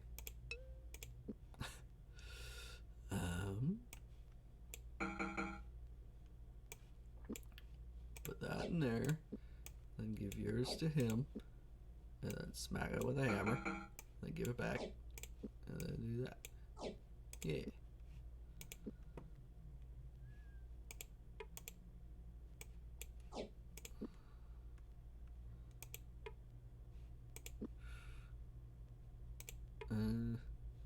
Yep, you did have fire arrows. That's, well, they're my fire arrows now. Ooh, that's handy. That's the get away from me juice.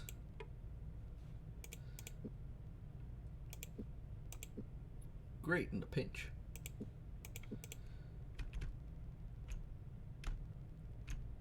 Brother Mark. Brother Mark and his hoe.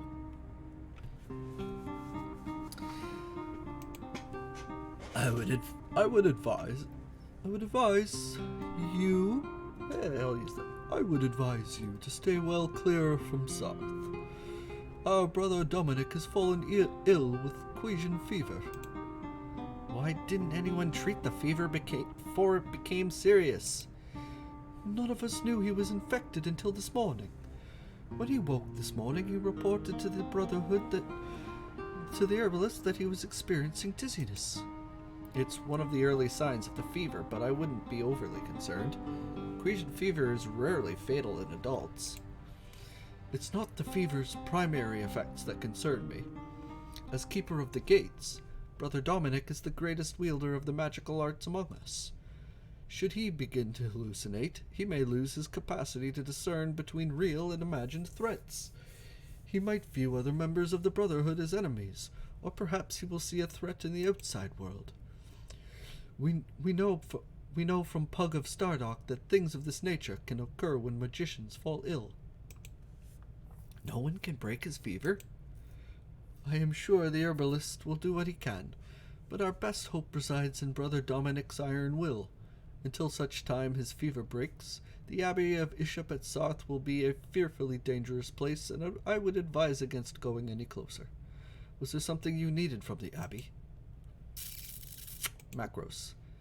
Do you know anything about a book of Macros? Of Macros, no.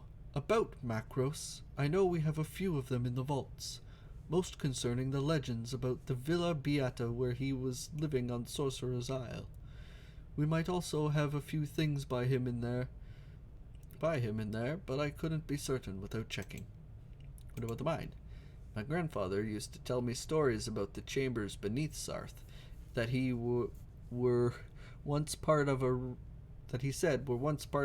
dwarven mine. He called it the Mac Bourgalan Dock, I believe it was called, yes. At one time, it was quite an impressive emerald mine. He suggested there still might be tunnels that connect with those directly beneath the abbey. If you have any of the old dwarven maps or deeds, we might be able to get in through the old mine. Unfortunately, those maps are not in the hands of the Brothers of Sarth at the moment. We gave it over to the assistant tax collector who lives in Egley, a fellow named Stellan. I understand there was some confusion in regards to how much the abbey could be taxed, because of its connection to those old mines. If you speak to him, I am sure he could show you those documents. At least it sounds like a way we may be able to re-enter the abbey. We'll try our best to find a solution, but we have another important matter to attend to, and very little time. What happens in the circumstance that the brother Dominic begins to hallucinate? I cannot say with any certitude. My assumption is that he will activate the mystic defenses. If that occurs, there may be no access to the abbey at all. At least this doesn't sound as if he will pose a life-threatening situation. If we come across anything that I think can be of help, I promise we will return as soon as we can. In exchange, do us a favor and stay out of Dominic's path until this problem is solved. Goodbye, brother. So, I'm hoping that I don't have to go to Egley and get a map from the dude. I think I could just go through the mines. Oh. Magic. Light blinded Owen. Screaming, he arched back from the doorway he had been about to press open and covered his eyes, as if averting some great horror. Stumbling backward into Gorath, he trembled into the warrior's grasp. Magic! Owen gasped at last. Terrible, terrible magic. It was like looking into a nightmare. Someone has warded the door. Releasing his hold on the boy, Gorath stared at the doorway doubtfully. Is there any way you can banish it? Owen shook his head. No. It is far too powerful. We will have to find another way in if we are to enter this place.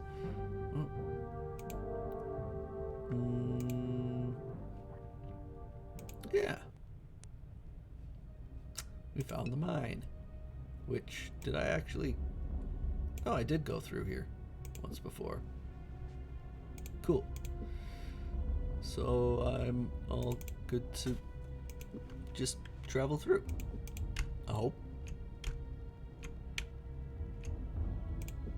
Oop, something's moving around here.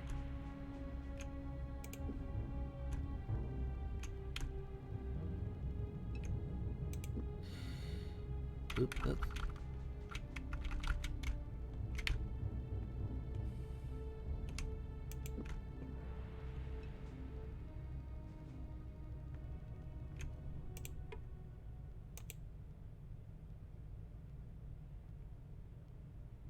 Oh. What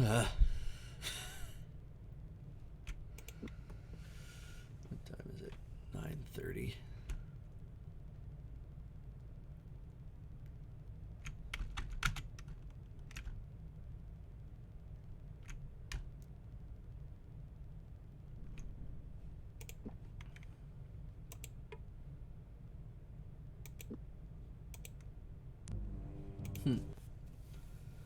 I know what to do. I just don't want to do it.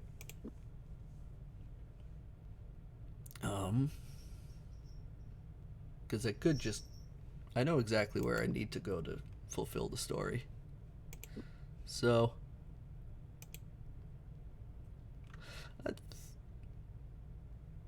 I think I'm just going to skip it. Unless you want to see me do the long thing. Oop. Go away, Brother Mark. Yeah, if you guys want to see me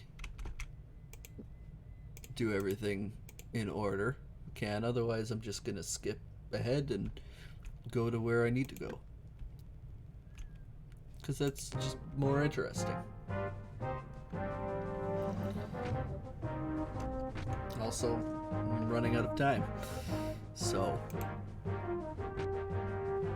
I think I will just continue on and pretend that did all of the stuff that's actually going to tell us where to go.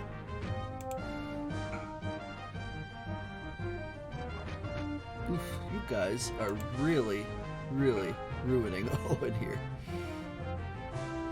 Actually.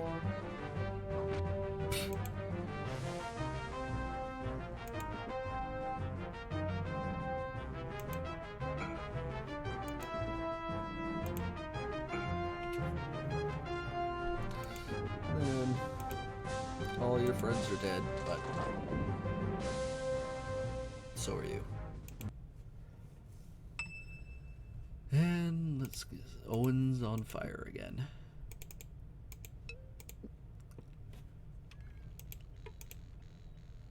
Food. Poisoned food. Never mind. Don't need the poison food.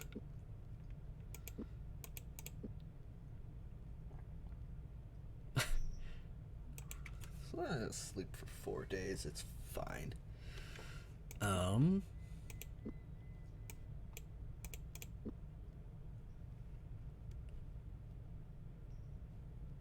Give that to him. And then give this. No. Hey, use that. Give Owen some arrows. Sure, why not? Just to clear up some room. There we go. So basically, for anybody who wants to actually play this game and do quest lines in the correct order, what I need to do in order to get to Sarth is I need to go down to Krondor. I need to talk to Nivik, who, if you remember, is the poor tax collector that we gave terrible, terrible alcohol poisoning to. He's going to tell us about a dude in Eggley, or he's going to give us a key to the guy's house in Eggley, And that guy turns out to also be the same one who has the map of the mines of Sarth. So then we can go back to Sarth and go through the mines and then get up through into the library, read about who this Macros guy is. Basically, he was a super powerful wizard. And he's going to tell us that we need to go to Elvendar, or Kaldara, rather, which is in Elvendar. In order to get there, we need to go through the Dwarven mines.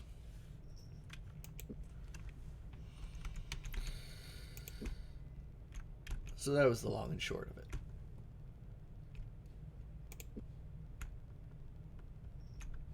Oop.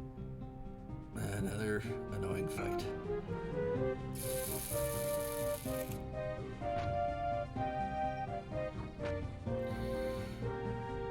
You can cut that out.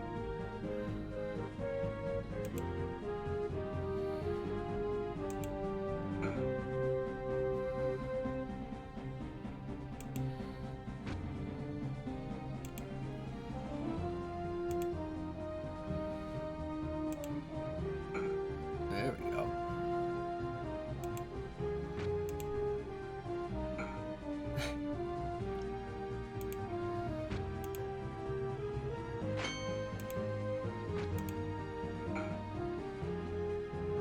I don't know why the kid with the stick often ends up landing far more hits than the guys who are actually trained to swing swords.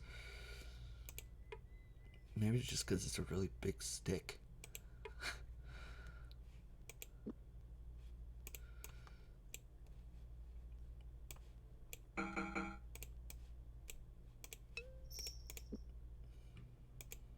We'll go with it's a really big stick.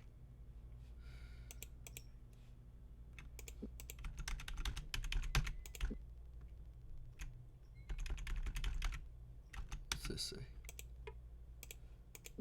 Am I? No, that's fine.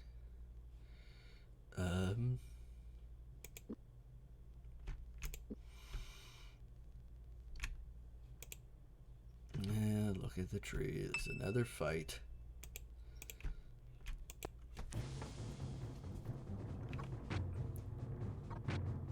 Can I run? Nope, I'm trapped. And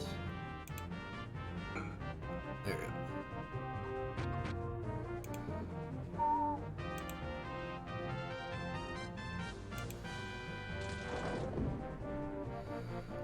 There we go. Okay. Wow, you guys are annoying. Like little mosquitoes.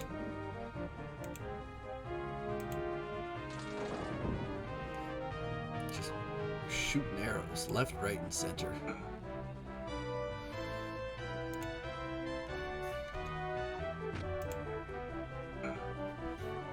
Unfortunately for them, my guys are just really strong. Ooh. Mm-hmm.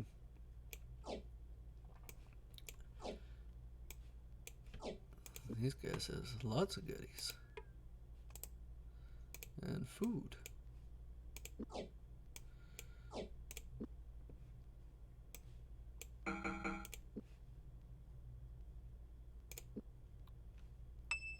Mm-hmm. That food's probably poisoned, so not gonna worry about it. Not even gonna look. Oh, fuck. I forgot Owen was poisoned. Shit. Oh, right. Now he's just almost dead. Which is better, I guess? Sorry, Owen. My poor squishy magic boy.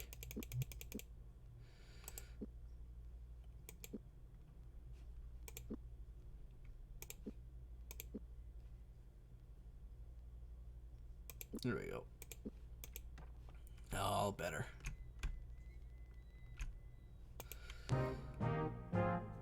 Jesus, there's a lot of these guys.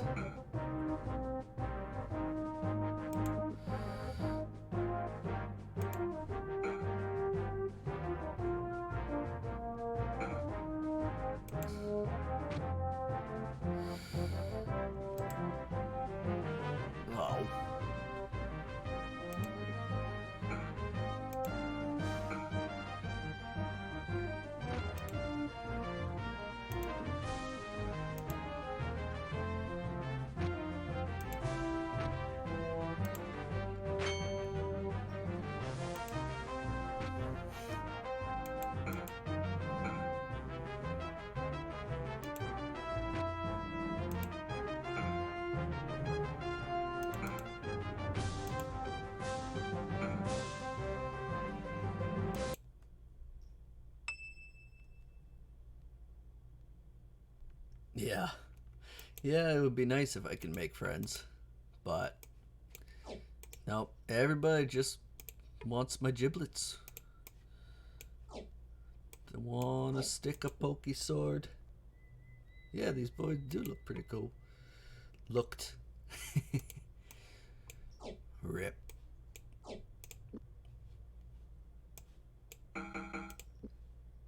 But, sadly, they are dead.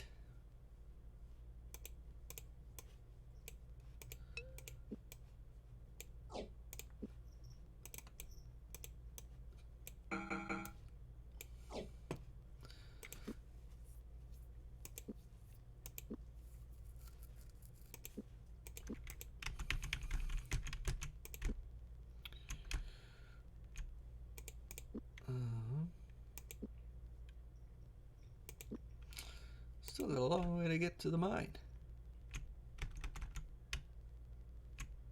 Oop. Wagon tracks. That means there's a... I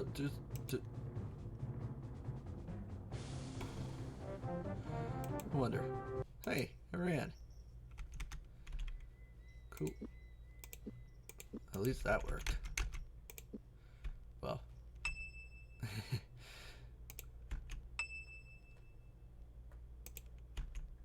Nope. You rogue.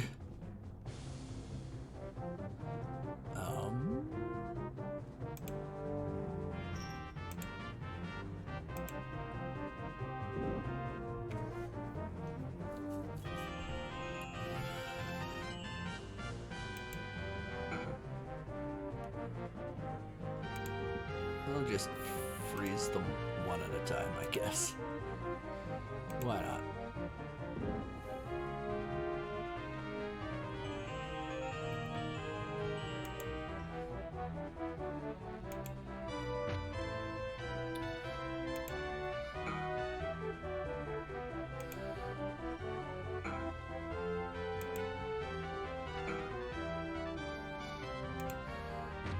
Just gonna poke this man to death. 11 health points at a time. Nah.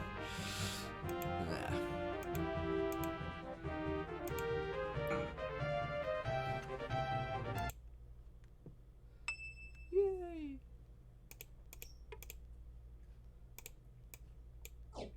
Tuning fork. Already got one.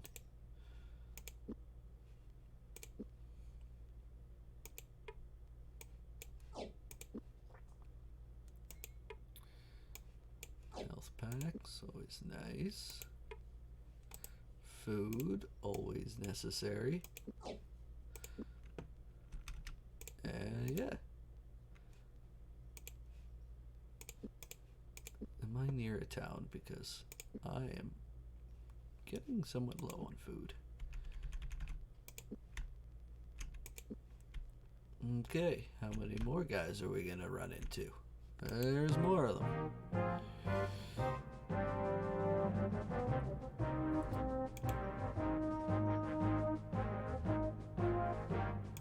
Definitely didn't mean for this trip to take as long as it is. But... oh. And that's why I didn't want to do the entire quest line. Because it would have taken even longer.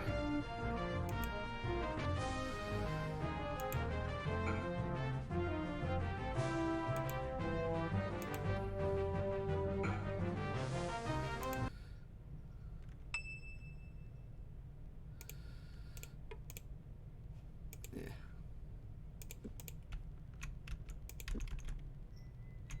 Nope. I got turned around there.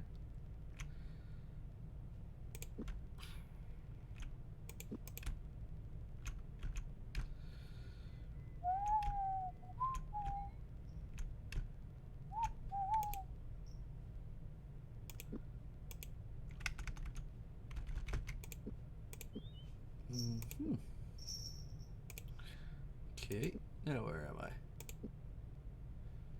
Okay, getting there.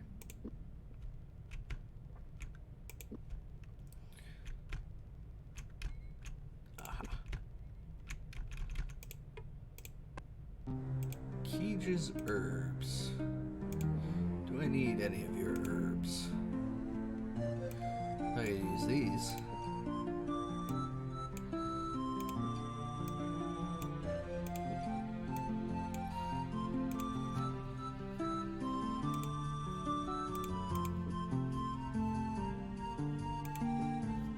What do you mean, Owen?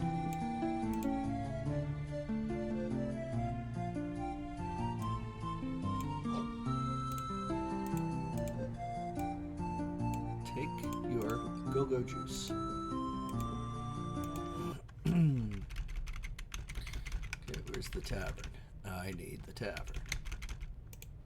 You're not the tavern. You are. Oh, yeah. Not allowed to enter the tavern until noon.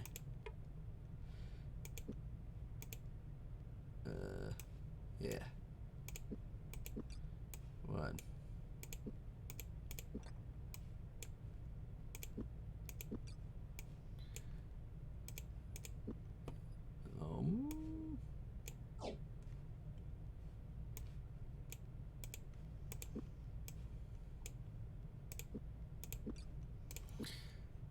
Now, how many foods do you guys have? I give you one more.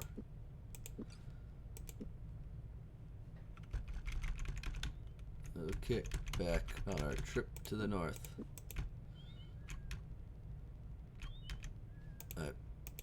Birds. Let's see. Ah, that's where we're going right there. Oh, what's that?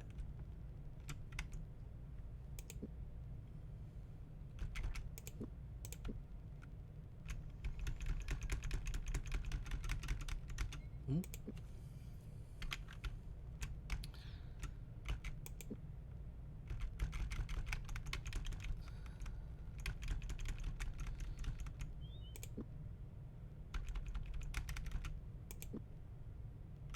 It's a hole.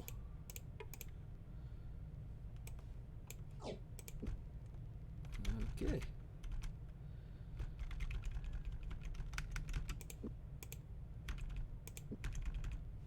Yeah. Oh no! Don't watch. I'm gonna have to do something that I'm not gonna be proud of.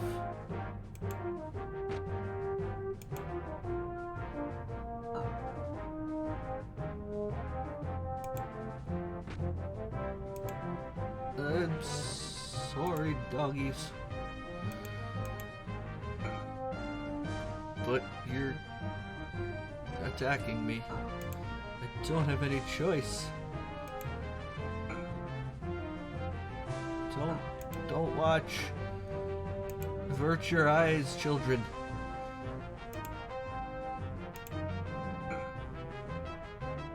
Okay, it's over. You can look again.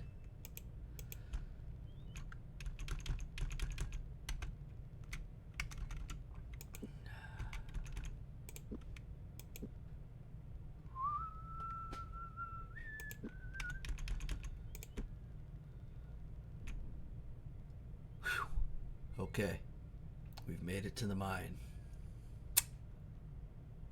And this is where I'm going to leave this episode off. Episode, stream, whatever you want to call it. Because we've got one hell of an adventure ahead of us.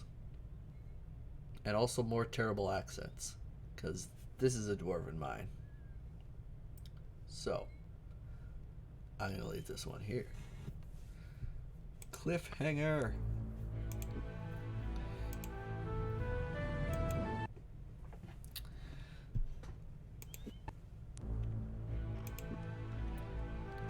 Yes, I am sure.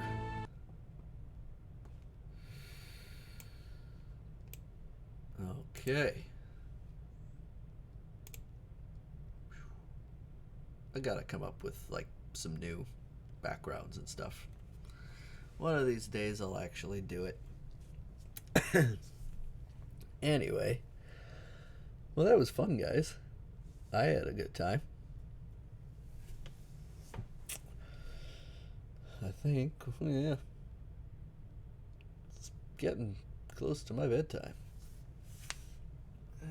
Luna's definitely just yawning, as always. I know. That's why I was like, okay, I really want to get to this mine so I can actually end it off in a decent spot. Mama Mutton? Where's Mama Mutton? Do you mean Luna?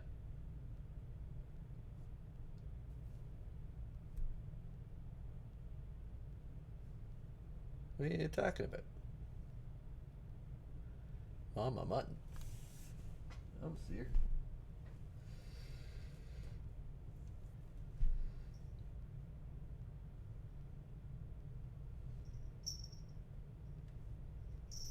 No, nobody's off cam. Just Luna.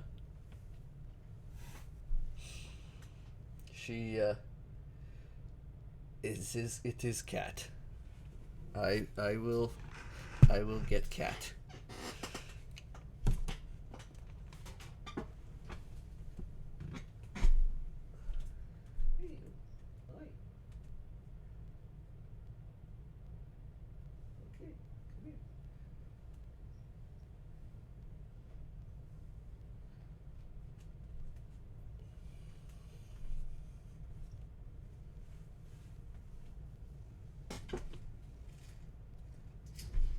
Hey. Hey, Luna. You say hi. She's sleepy, I think. I picked her up from her bed. Hey. What you doing?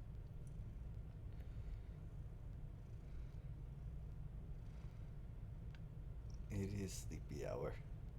It is past rambunctious hour, so I'm glad for that at least. Okay, I'll put you back.